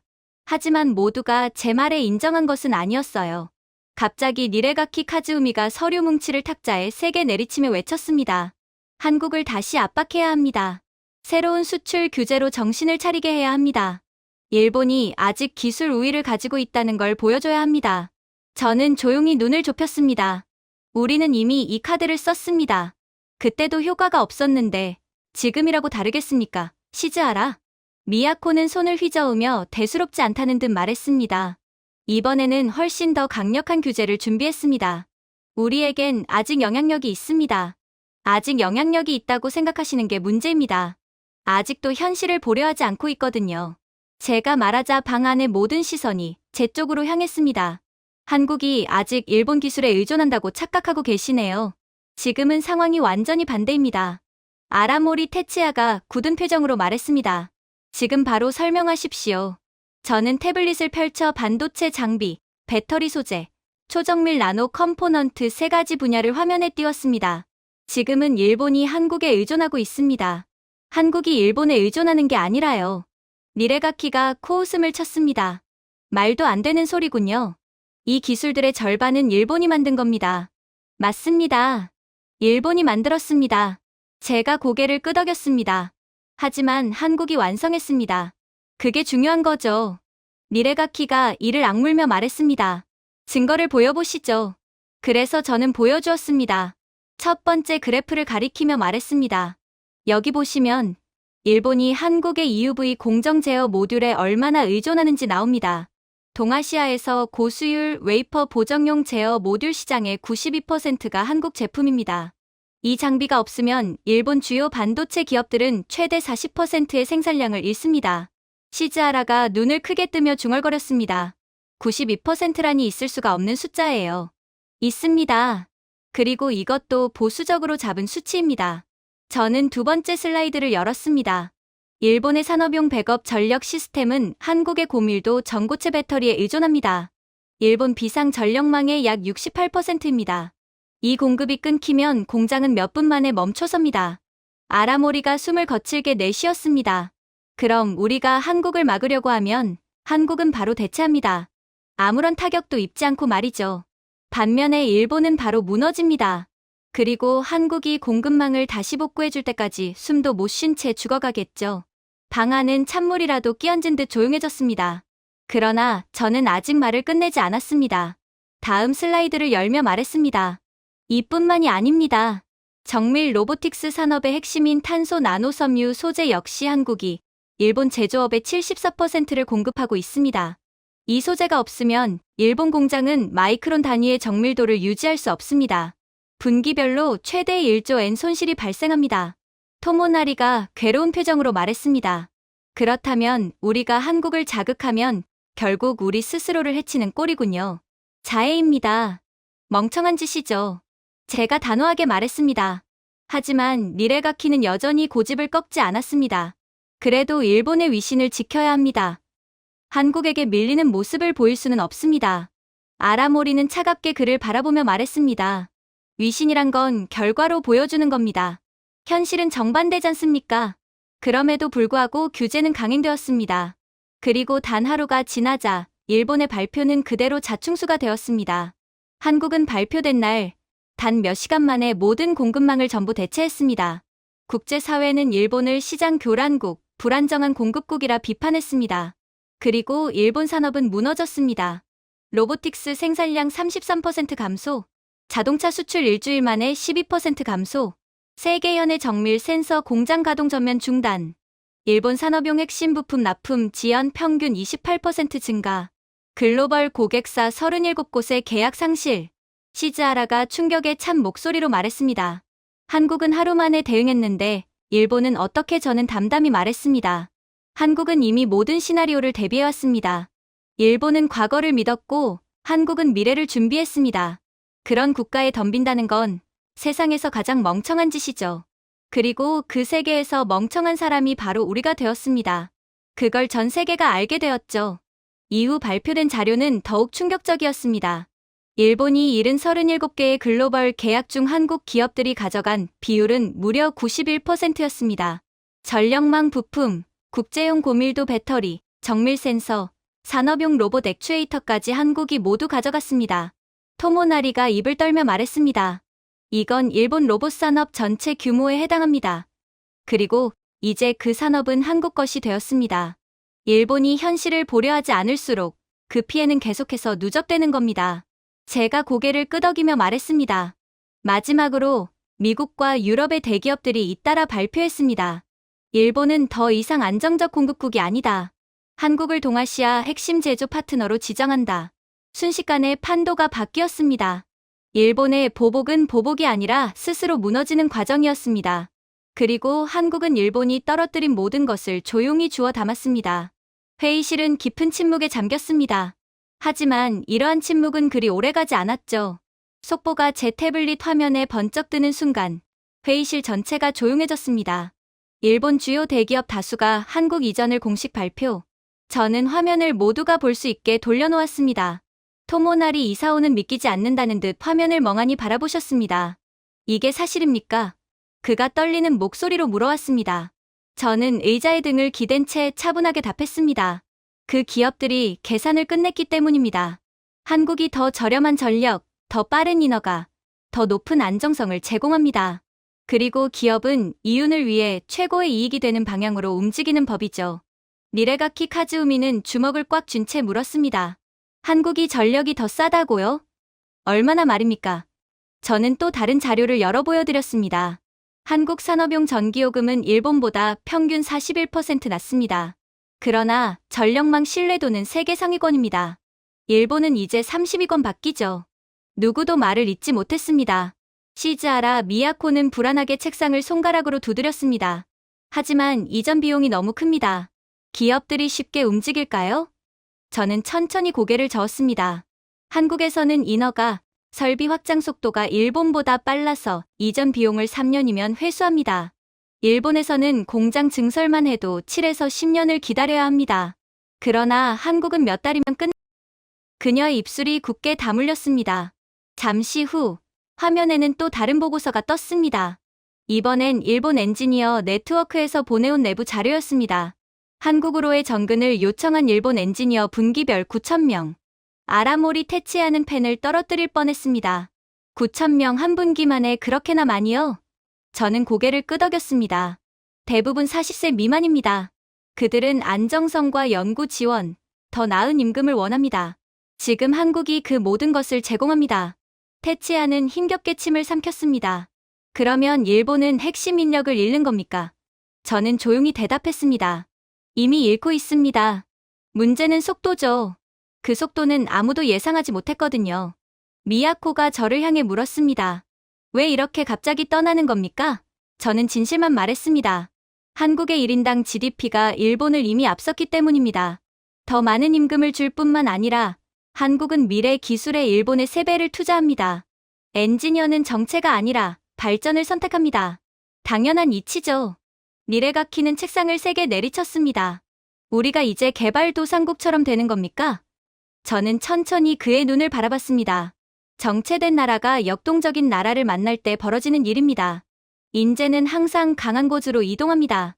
방 안에는 무거운 침묵이 꽉 찼습니다. 과거 수십 년 동안 일본은 전 세계 인재들을 끌어모았던 나라였습니다. 오히려 한국의 인재들을 흡수하며 성장해 나갔죠. 그러나 이제 일본은 스스로 길러낸 최고의 인재들을 한국에게 빼앗기고 있었습니다. 그 역사의 아이러니는 누구에게도 가볍지 않았습니다. 또 다른 보고서가 제 화면에 도착했습니다. 일본 기업들이 포기한 글로벌 계약 대부분을 한국 기업이 수주. 저는 상세 내용을 읽어내려갔습니다. 한국이 얻게 될 신규 고급 일자리 약 7만 개.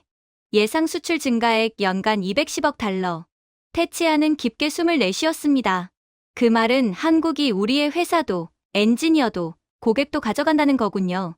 그리고 기술 혁신 생태계도요. 기술 격차가 더 빠르게 벌어진다는 뜻입니다. 제가 덧붙였습니다. 경제위원회 한 명이 중얼거렸습니다. 이러면 일본 산업이 완전히 붕괴하겠군요. 저는 고개를 끄덕였습니다. 이미 조용히 붕괴가 진행 중입니다. 아직은 소리 없는 단계일 뿐입니다. 토모나리는 천장을 바라보며 물었습니다. 그렇다면 일본의 미래는 어떻게 됩니까? 저는 잠시 숨을 고른 뒤 정직하게 답했습니다. 축소되는 노동력, 줄어드는 수출, 급격히 떨어지는 경쟁력, 그리고 결국 한국의 고도 기술을 의존하는 전형적인 쇠락 국가의 모습이 될 가능성이 큽니다. 그럼 한국은요? 그가 물었습니다. 저는 미소를 지었습니다. 한국은 일본의 산업 네트워크 전체를 받아갑니다. 공장, 특허, 인재, 고객 전부요. 한국은 그걸 기반으로 글로벌 영향력을 더 키우게 될 겁니다. 방안은 다시 깊은 정적에 잠겼습니다. 역사가 움직이는 소리가 들릴 정도였습니다. 마침내 테치아가 낮게 읊조렸습니다. 한때 열강 제국이었던 국가가 이렇게 사라지는군요. 지진 때문도 전쟁 때문도 아니라 공장 불이 꺼지고 사무실이 비고 인재들이 한국행 비행기를 탈 때 저는 태블릿을 덮으며 일어섰습니다. 미래를 지키지 못하면 미래는 그 나라를 떠납니다. 그러길래 우리는 한국을 절대로 우습게 보면 안 됐습니다. 그게 우리의 패착이에요. 저는 이쯤 되면 이들이 알아들었을 거라 생각했습니다. 저는 분명 지금이라도 일본이 정신을 차리고 현실을 본다면 최악의 상황만은 막고 일본도 한국처럼 다시 발전할 수 있을 거라고 생각했거든요. 그러나 시즈하라 미야코가 억지로 미소를 지으며 고개를 들었을 때 이러한 제 기대는 완전히 산산조각나고 말았습니다. 일본의 문화 영향력은 여전히 강합니다. 그녀는 단호하게 말했습니다. 애니메이션은 아직도 세계를 지배하고 있어요. 우리의 소프트 파워는 흔들리지 않았습니다. 그렇습니다. 이들은 아직도 정신을 차리지 못한 채 과거에 갇혀 있는 거였죠. 그렇게 저는 말없이 준비해온 글로벌 스트리밍 데이터를 펼쳐 보였습니다.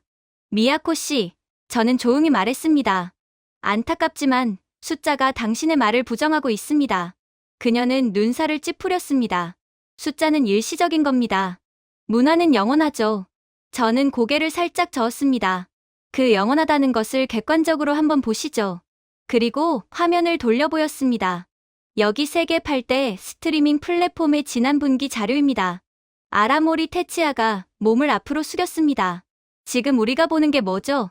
한국 콘텐츠입니다. 제가 답했습니다. 그리고 일본을 모든 지표에서 어떻게 앞질렀는지 보여주는 자료이기도 합니다. 미야코는 손을 내저었습니다. 앞질렀다니요. 그건 과장이에요. 저는 말싸움을 하지 않고 다시 페이지를 넘겼습니다. 중동 지역 K-드라마 시청 점유율 62%, 일본 콘텐츠는 17%, 유럽 한국 영화가 19주 연속 주간 차트 톱5를 독식, 라틴 아메리카 K-팝 디지털 소비량이 J-팝 대비 10배 이상. 회의실은 얼어붙었습니다. 토모나리 이사오가 침을 삼켰습니다. 그 정도 차이가 난다고요? 네, 제가 대답했습니다. 아직 국내 얘기도 안 했는데 벌써 놀라시나요? 국내라니요? 미야코가 거의 속삭이듯 물었습니다. 저는 고개를 끄덕이고 화면을 넘겼습니다. 이번엔 새로운 그래프가 떴습니다. 일본 청년층 15에서 29세의 콘텐츠 소비 데이터입니다. 한국 음악, 한국 드라마, 한국 유튜브, 한국 플랫폼 일본 콘텐츠보다 4.1배 많이 소비하고 있습니다.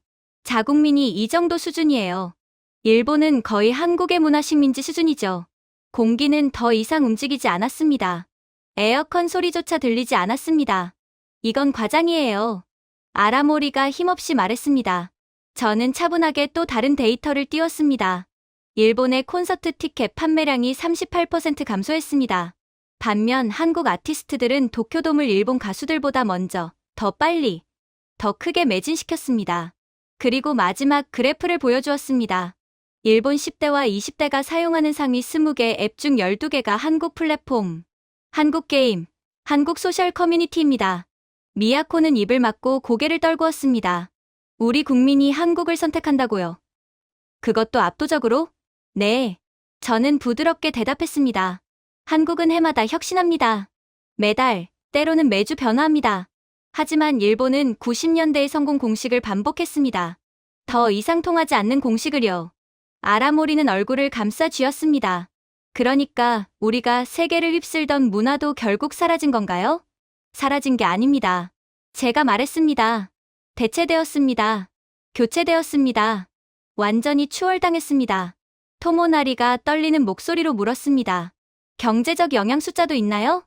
물론입니다. 저는 다시 화면을 넘겼습니다. 한국의 문화 수출 수익 지난해 141억 달러, 내년 전망 178억 달러. 여기에 음악, 게임, 플랫폼, 패션, 관광 효과까지 합치면 300억 달러 이상의 수익이 발생합니다. 그럼 일본은요? 그가 힘겹게 물었습니다. 저는 호흡을 고르고 답했습니다. 일본은 39억 달러로 떨어졌습니다. 그리고 지금도 감소 중입니다. 말이 필요 없었습니다. 현실은 스스로 가혹했습니다. 미야코는 의자에 몸을 기대며 떨리는 목소리로 말했습니다.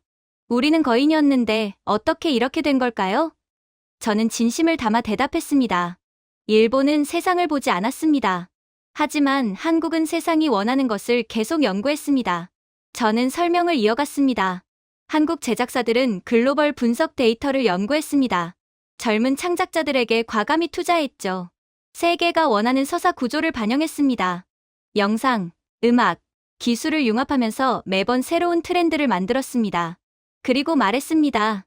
일본은 추억에 의존했습니다. 한국은 미래를 만들었습니다. 그게 양국의 차이이자 완전히 다른 결과가 나온 이유죠. 아라모리가 얼굴을 감싸며 말했습니다. 그러니까 전 세계의 투자도 한국으로 가고 있다는 말씀이죠? 네. 제가 답했습니다. 소프트 파워의 흐름은 곧 외교력, 시장 신뢰, 투자 방향까지 바꿉니다. 일본은 그걸 몰랐어요. 토모나리는 숨을 들이켰습니다. 문화가 기술에도 영향을 미친다고요? 그렇습니다. 저는 고개를 끄덕였습니다. 문화적 신뢰는 브랜드 신뢰로 이어집니다. 한국 콘텐츠가 세계를 장악하자 한국 기업의 가치가 동반 상승했습니다. 삼성, 현대, 네이버, 카카오 모두 실질적인 상승을 경험했습니다. 그리고 저는 마지막 데이터를 보여주었습니다. 일본의 창작 산업 일자리 22% 감소, 한국의 창작 산업 성장률 31% 증가. 일본을 팝컬처 여행으로 방문하는 관광객 수 41% 감소. 한국 방문객 증가율 63% 증가. 회의실이 탄식과 함께 침묵에 빠졌습니다. 미야코가 힘없이 말했습니다. 우리는 영향력도 잃고 돈도 잃고 사람도 잃고 미래도. 저는 조용히 마지막 문장을 건넸습니다. 문화적 왕좌는 오래 버틴 나라 것이 아닙니다. 변화를 두려워하지 않는 나라의 것입니다. 그리고 그 나라는 우리의 모든 부와 명예를 가져가 버렸죠. 도대체 어느 틈에 이렇게 된 거죠? 한국은 분명 자동차도 제대로 못 만들던, 일본의 모든 것을 베끼던 개발도상국일 뿐이었잖아요. 그런 그녀에게 저는 그저 준비한 첫 슬라이드를 켤 뿐이었죠. 두 개의 선이 서로 멀리 떨어져 시작해 어느 순간 극적으로 교차하는 그래프. 확실히 예전 일본은 세계를 주름잡는 기술 강국이었습니다. 제가 조용히 말했습니다. 조선, 자동차, 반도체, 정밀기계. 일본은 모든 분야에서 절대적이었죠. 아라모리가 낮게 중얼거렸습니다. 그건 사실입니다. 그러나 제가 말을 이었습니다. 오늘 우리가 보는 건 일본의 전성기가 아니라 한국이 어떻게 그 모든 분야를 따라잡고 그리고 결국 압도적으로 추월했는지에 대한 기록입니다. 한국의 발자취를 이해해야 우리가 그들을 본받을 수 있어요. 미야코는 황급히 반박했습니다. 전부요? 모든 분야라니 말도 안 됩니다. 저는 논쟁하지 않았습니다. 그저 버튼을 눌렀습니다. 두 번째 슬라이드. 한국 조선 지배율 1970년 0.2%, 2025년 54% 같은 기간 일본 50%에서 15%로 감소. 토모나리가 충격을 감추지 못한 채 말했습니다. 54% 한국 혼자서요? 전 세계의 절반이 넘는 선박이 전부 한국이 만든 거라고요? 네, 제가 대답했습니다. 한국은 10년 넘게 세계 1위 조선국가입니다. LNG선, 초대형 컨테이너선, 쉐빙 유조선, 고난도 분야 모두 한국이 독점하고 있습니다. 아라모리는 고개를 저었습니다. 일본이 어떻게 이렇게 완전히 밀릴 수가. 한국은 운으로 이긴 것이 아닙니다. 제가 단호하게 말했습니다. 피, 땀, 눈물, 희생으로 만든 결과입니다. 그리고 1970년대 한국 조선소의 흑백 사진을 띄웠습니다. 허름한 작업복, 철판 위에서 밤새 용접하던 노동자들. 식사는 김치 몇 조각, 잠은 공장 바닥에서 잤죠. 그러면서도 새벽에 다시 일어나 용접봉을 들던 사람들. 이 한국인들은 하루 18시간씩 일했습니다. 태풍에 모든 설비가 날아가도 맨손으로 다시 세웠습니다. 주말, 휴일, 없었습니다. 이 모든 희생은 자신의 아이들이 가난에서 벗어나길 바라는 마음 하나뿐이었습니다. 미야코는 고개를 떨구었습니다. 저는 말을 이었습니다. 다음은 자동차 분야입니다. 슬라이드가 바뀌었습니다. 한국 자동차 수출 세계 2위. 일본은 처음으로 1위에서 밀려 3위로 하락. 전기차에서는 제가 말을 이었죠. 한국 기업 성장률 28%, 일본은 1% 미만입니다. 토모나리가 고개를 들며 묻습니다. EV 전환을 못 따라가서 그런 겁니까? 한국은 EV를 생존으로 봤습니다. 일본은 EV를 위험한 변화로 봤습니다. 이것마저 두려워했던 거죠. 저는 한국 연구자들의 이야기를 들려주었습니다. 명절에도 연구실에서 배터리 성능 실험을 하던 이들, 집에 못 들어가 아이들 얼굴을 못 본 가장들, 공장에서 쓰러졌다가 다시 일어난 기술자들. 한국은 기업이 발전한 게 아니라 국민이 나라를 일으킨 것입니다. 그게 일본과 다른 점이에요. 회의실은 숨소리조차 들리지 않을 만큼 조용해졌습니다. 이제 반도체를 보겠습니다. 슬라이드가 바뀌자 미야코는 거의 숨을 멈췄습니다. 일본이 자랑하던 분야. 하지만 그래프는 잔인할 정도로 기울어져 있었습니다. 한국 반도체 수출 1120억 달러, 일본 10억 달러. 토모나리는 손이 떨렸습니다. 반도체는 우리의 마지막 자존심이었는데 한국은 아무것도 없는 상태에서 시작했습니다. 제가 말했습니다. 밤마다 공장에서 공부하던 젊은 기술자들, 독일 엔지니어에게 기술을 배우기 위해 불편을 참고 견디던 세대, 유학비가 없어 지하철역에서 잠을 자면서 학업을 이어가던 학생들. 잠시 침묵이 흘렀습니다. 그 세대가 한국 반도체의 기초를 만들었고 그들의 자녀가 이제 세계 최초 3나노 공정을 돌리고 있습니다. 아라모리가 낮게 말했습니다. 그러니까 한국은 희생이 힘이 된 나라군요. 그리고 그 힘을 계속해서 이어오며 이 나라를 더욱 강하게 만들고 있어요. 맞습니다. 제가 고개를 끄덕였습니다. 일본은 안정 속에서 멈췄고 한국은 위기 속에서 달렸습니다. 슬라이드가 마지막 페이지로 넘어갔습니다. 한국 1인당 GDP 1960년 82달러, 2024년 36,000달러. 일본 1인당 GDP 1995년 44,000달러, 2024년 34,000달러. 한국이 추월한 상태였죠. 이번엔 아무도 말을 하지 않았습니다. 미야코만이 떨리는 목소리로 말했습니다. 우리가 한국보다 가난해졌군요. 저는 조용히 대답했습니다. 한국은 따라잡은 것이 아니라 방향을 바꿨습니다. 멈추지 않는 쪽으로. 그리고 아주 천천히 분명한 목소리로 말했습니다. 한국은 기적이 아니라 의지로 만든 나라입니다. 일본은 기억에 머물렀고 한국은 미래를 향해 달렸습니다.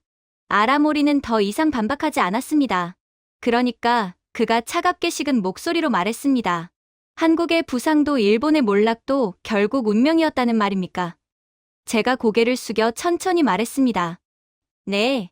희생을 선택한 나라는 반드시 성장하고 안정을 선택한 나라는 반드시 멈춥니다. 그러니 한국을 지금이라도 본받아야 한다고 말하는 겁니다. 회의실은 마치 시간이 멈춘 듯 고요했습니다. 한국은 무에서 시작해 전부를 만들어냈습니다. 일본은 전부를 갖고도 천천히 잃어갔죠. 한국은 굶주림에서 태어난 강인함으로, 일본은 풍요 속의 안일함으로 서로 다른 길을 걸었고, 그 결과는 이제 누구도 부정할 수 없었습니다. 그리고 이젠 제발 일본이 정신을 차렸기를 기도했죠. 그리고 다음날 아침, 일본의 긴급 안보 회의가 다시 열렸습니다. 그러나 회의실에 들어서기도 전에 저는 이미 무언가 좋지 않은 기운을 느꼈습니다. 두려움이 아니라 절망에서 나온 일종의 무리수가 준비되고 있다는 느낌이었습니다. 아라모리 테츠야는 제 눈을 피했고, 시즈하라 미야코는 굳은 표정으로 태블릿만 응시하고 있었습니다. 토모나리 이사오는 펜을 두드리며 불안한 기색을 감추지 못했습니다. 우리는 결정했습니다. 아라모리가 마침내 입을 열었습니다. 국제적 위상을 되찾기 위해 강력한 해양 성명을 발표합니다. 저는 눈을 살짝 찌푸렸습니다. 또요? 당신들은 도대체 아직도 정신을 못 차린 겁니까? 아니, 이건 내 잘못입니다. 아무래도 일본은 절대로 정신을 차릴 수가 없는, 희망이라는 게 없는 국가였을지도 모르겠네요. 이번에는 한국을 직접 겨냥합니다. 반드시 성공할 수 있을 거예요. 그의 목소리는 떨려 있었습니다. 저도 압니다. 한국이 대단한 국가고, 우리는 그들을 존경해야 하는 입장이라는 걸요. 그러나 한국을 이겨야만 잃어버린 부와 계약을 되찾을 수 있습니다. 실패해도 잃을 건 없습니다. 그런 식의 말은 제가 말했습니다. 진짜 막다른 길에 몰린 나라가 할 때나 나옵니다. 미야코가 몸을 앞으로 기울였습니다. 한국이 너무 많이 빼앗아 갔습니다. 조선, 기술, 항로, 소프트 파워 일본이 주도하던 분야가 모두 넘어갔습니다. 이미 우린 끝났다고요. 그러니 어디선가 다시 공격해야 합니다. 그래서 계획이 뭡니까? 제가 물었습니다. 토모나리가 대답했습니다. 해양에서 한국이 불법 활동을 했다고 주장하는 성명입니다. 일본의 압박으로 인해 약간의 시장 혼란이라도 만들면 일본이 여전히 영향력을 발휘하고 있다는 인상을 줄 수 있습니다. 저는 그들을 바라보며 깊은 숨을 내쉬었습니다. 즉, 거짓말을 하겠다는 거군요. 거짓은 아닙니다. 아라모리가 중얼거렸습니다. 그냥 외교적 해석일 뿐입니다. 저는 단호하게 말했습니다. 한국이 데이터를 공개하면 어떻게 됩니까? 미야코가 비웃었습니다. 데이터는 해석하기 나름이죠. 한국의 데이터는 아닙니다. 제가 말했습니다. 지금은 그 누구도 한국의 데이터를 뒤집지 못합니다. 지금은 그들이 세계를 지배하고 있거든요. 그리고 제 말은 정확했습니다. 일본이 성명을 발표한 지 2시간이 지나자 한국이 대응했습니다. 화도, 감정도 없이 오로지 압도적 증거만으로 한국의 위성 자료가 전 세계 뉴스에 동시에 등장했습니다. 시간, 기상, 좌표까지 완벽히 맞아떨어지는 영상이었습니다. 일본의 모든 주장은 단 몇 초 만에 무너졌습니다. 그 다음은 해군 배치도였습니다. 한국은 각 함정의 궤적, 엔진 로그, 항적 신호까지 모두 투명하게 공개했습니다. 일본이 주장한 상황은 구조적으로 존재할 수조차 없었습니다. 그리고 마지막, 사이버 포렌식 자료가 공개되었습니다. 일본이 한국의 사이버 간섭이라고 주장하던 사건은 일본 국방 네트워크 내부의 낡은 서버가 해킹당해 발생한 자국 내부 문제였다는 사실이 밝혀졌습니다. 국제 분석가들은 단 3분 만에 한국의 손을 들어주었습니다. 유엔 해양 전문가가 생방송에서 말했습니다. 일본의 주장은 사실상 근거가 없습니다. 한국의 자료는 독립검증이 가능하며 일관성이 완벽합니다. 즉, 일본은 억지를 부리고 있는 것입니다. 세계의 질서를 흔들면서까지 말이죠. 이어 유럽의 국방장관이 공식 발표를 냈습니다. 한국은 도발하지 않았다. 일본이 사실을 왜곡했다. 국제 신뢰는 한국에게 있어야 한다. 그리고 시장이 즉각 반응했습니다. 신뢰도가 급격히 떨어진 일본 방산, 조선, 해양보험 기업의 주가는 급락했고 한국의 사이버 보안 해양 기술 기업 주가는 폭등했습니다. 회의실 안은 무거운 절망감으로 가득 찼습니다. 아라모리는 천천히 의자에 기대 앉으며 말했습니다. 끝났습니다. 이제 정말 끝입니다. 미야코는 떨리는 손으로 이마를 문지르며 말했습니다. 우리는 한 번만 밀어붙이면 다시 돌아올 수 있을 거라 생각했습니다. 저는 조용히 고개를 저었습니다. 한국을 상대로 거짓말을 하면 반드시 이렇게 됩니다. 한국은 힘으로 이기는 게 아니라 능력으로 이깁니다. 결국 우리는 완전히 끝났군요. 토모나리가 힘없이 물었습니다. 세계도 또 한국 편을 드는 건가요? 세계는 편을 든 게 아닙니다. 제가 말했습니다. 세계는 사실을 택한 겁니다. 그리고 그 사실을 한국이 모두 갖고 있었습니다. 그때 또 하나의 속보가 울렸습니다. 일본이 간신히 유지하던 마지막 해외 계약들 방산, 조선, 해양통신, 물류 프로젝트, 전부 한국으로 즉시 이전된다는 발표였습니다. 미야코는 화면을 읽으며 목소리를 떨었습니다. 한국 기업, 인도 태평양 8개 방위 계약 수주, 일본 해양 신뢰도 국제심의서 강 등 국제보험사들, 일본 대신 한국 검증 기준 채택 아라모리가 얼굴을 감싸며 중얼거렸습니다. 우리는 국제시장에서 완전히 사라졌군요. 일본은 오늘 계약을 잃은 게 아니라 제가 말했습니다. 세계의 신뢰를 잃었습니다. 가장 중요한 것을 잃어버렸다는 말입니다. 돈은 다시 벌면 그만이지만 붕괴한 신뢰를 회복하는 데는 20년도 모자라요. 토모나리가 힘없이 말했습니다. 그렇다면 일본은 이제 끝입니까? 저는 천천히 고개를 들었습니다. 일본은 끝난 게 아닙니다. 잠시 멈춘 뒤 말을 이었습니다. 어쩌면 이미 오래전에 무너졌다는 사실을 오늘 처음으로 깨달은 것뿐입니다. 회의실 전체가 숨을 멈춘 듯 조용해졌습니다. 문을 나서려 할 때 미야코가 떨리는 목소리로 물었습니다. 우리가 정말 이길 수 있는 방법이 한 가지도 없는 겁니까? 저는 문가에 서서 마지막으로 말했습니다. 하나 있습니다. 정직함입니다. 하지만 정직해지기 전까지는 한국을 이길 방법은 단 하나도 없습니다. 그리고 저는 덧붙였습니다. 세계는 강한 나라를 따릅니다. 안정적인 나라를 따르죠. 신뢰를 주는 나라를 따릅니다. 지금 그 조건을 모두 갖춘 나라는 단 하나입니다. 그 나라가 한국입니다.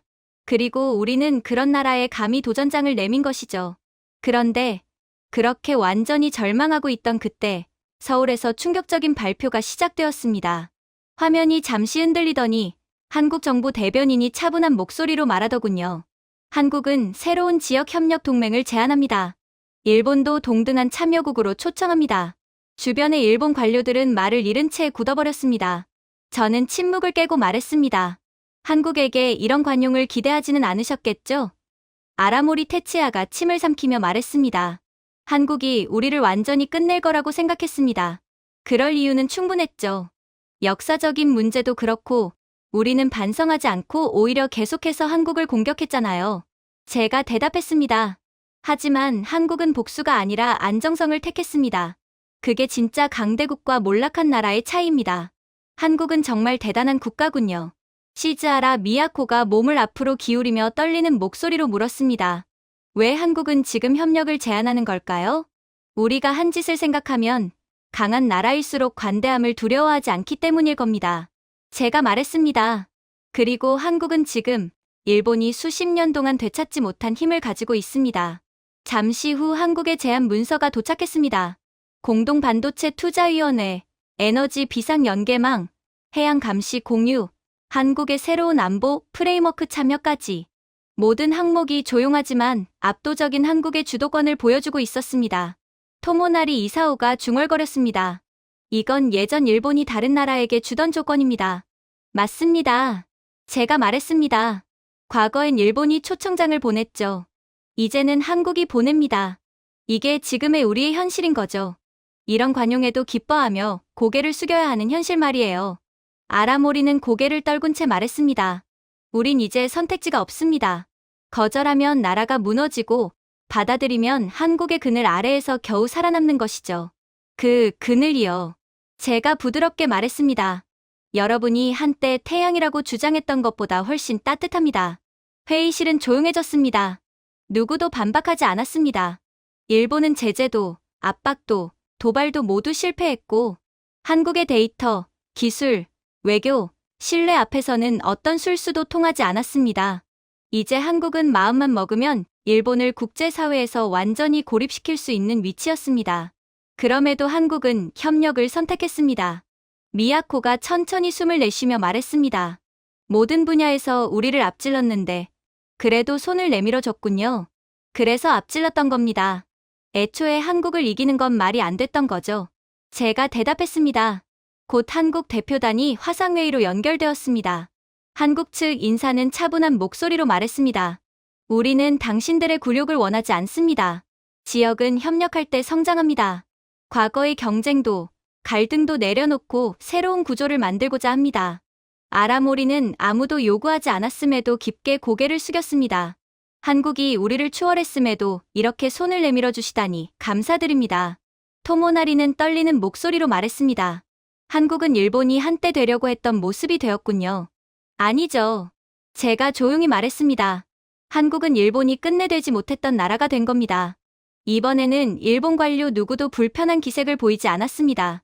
그들의 자존심은 이미 지난 며칠 동안 완전히 무너졌고 이제는 진실을 인정할 수밖에 없었습니다. 한때 한국을 무릎 꿇렸던 제국 일본이 이제는 한국 앞에서 고개를 숙였습니다. 하지만 한국이 강압을 한 것이 아니라 압도적인 실력과 도덕적 우위로 만들어낸 자연스러운 결과였습니다. 잿더미에서 일어난 나라가 과거 자신을 지배했던 나라보다 훨씬 더 높은 곳에 서게 된 것입니다. 세계 역사에서 전례가 없던 일입니다. 제가 조용히 말했습니다. 식민지였던 나라가 불과 몇 세대 만에 식민 지배국을 완전히 추월하고 오히려 미래를 설계하는 중심국가가 되는 일, 다른 예시가 있다면 말해보세요. 하지만 누구도 대답하지 않았습니다. 없기 때문이었습니다. 한국은 인류 역사에서 전례 없는 일을 해냈습니다. 제가 이어 말했습니다. 수모를 동력으로 바꾸고 패배를 근성으로 바꾸고 좌절을 집념으로 바꿨습니다. 그리고 오늘 복수 대신 공존을 선택할 만큼 강한 나라가 되었죠. 우리는 이런 한국의 모습을 본받고 존경해야 합니다. 아라모리가 중얼거렸습니다. 우리가 한때 제국이었는데 이젠 한국의 문 앞에서 허락을 구하는 입장이 되었군요. 그리고 한국은 문을 열었습니다. 제가 말했습니다. 여러분이 자격이 있어서가 아니라 한국이 더 나은 미래를 선택했기 때문입니다. 화상회의는 종료되었고 회의실은 말할 수 없는 감정으로 가득 찼습니다. 굴욕, 감사, 두려움, 존경이 뒤섞여 있었습니다.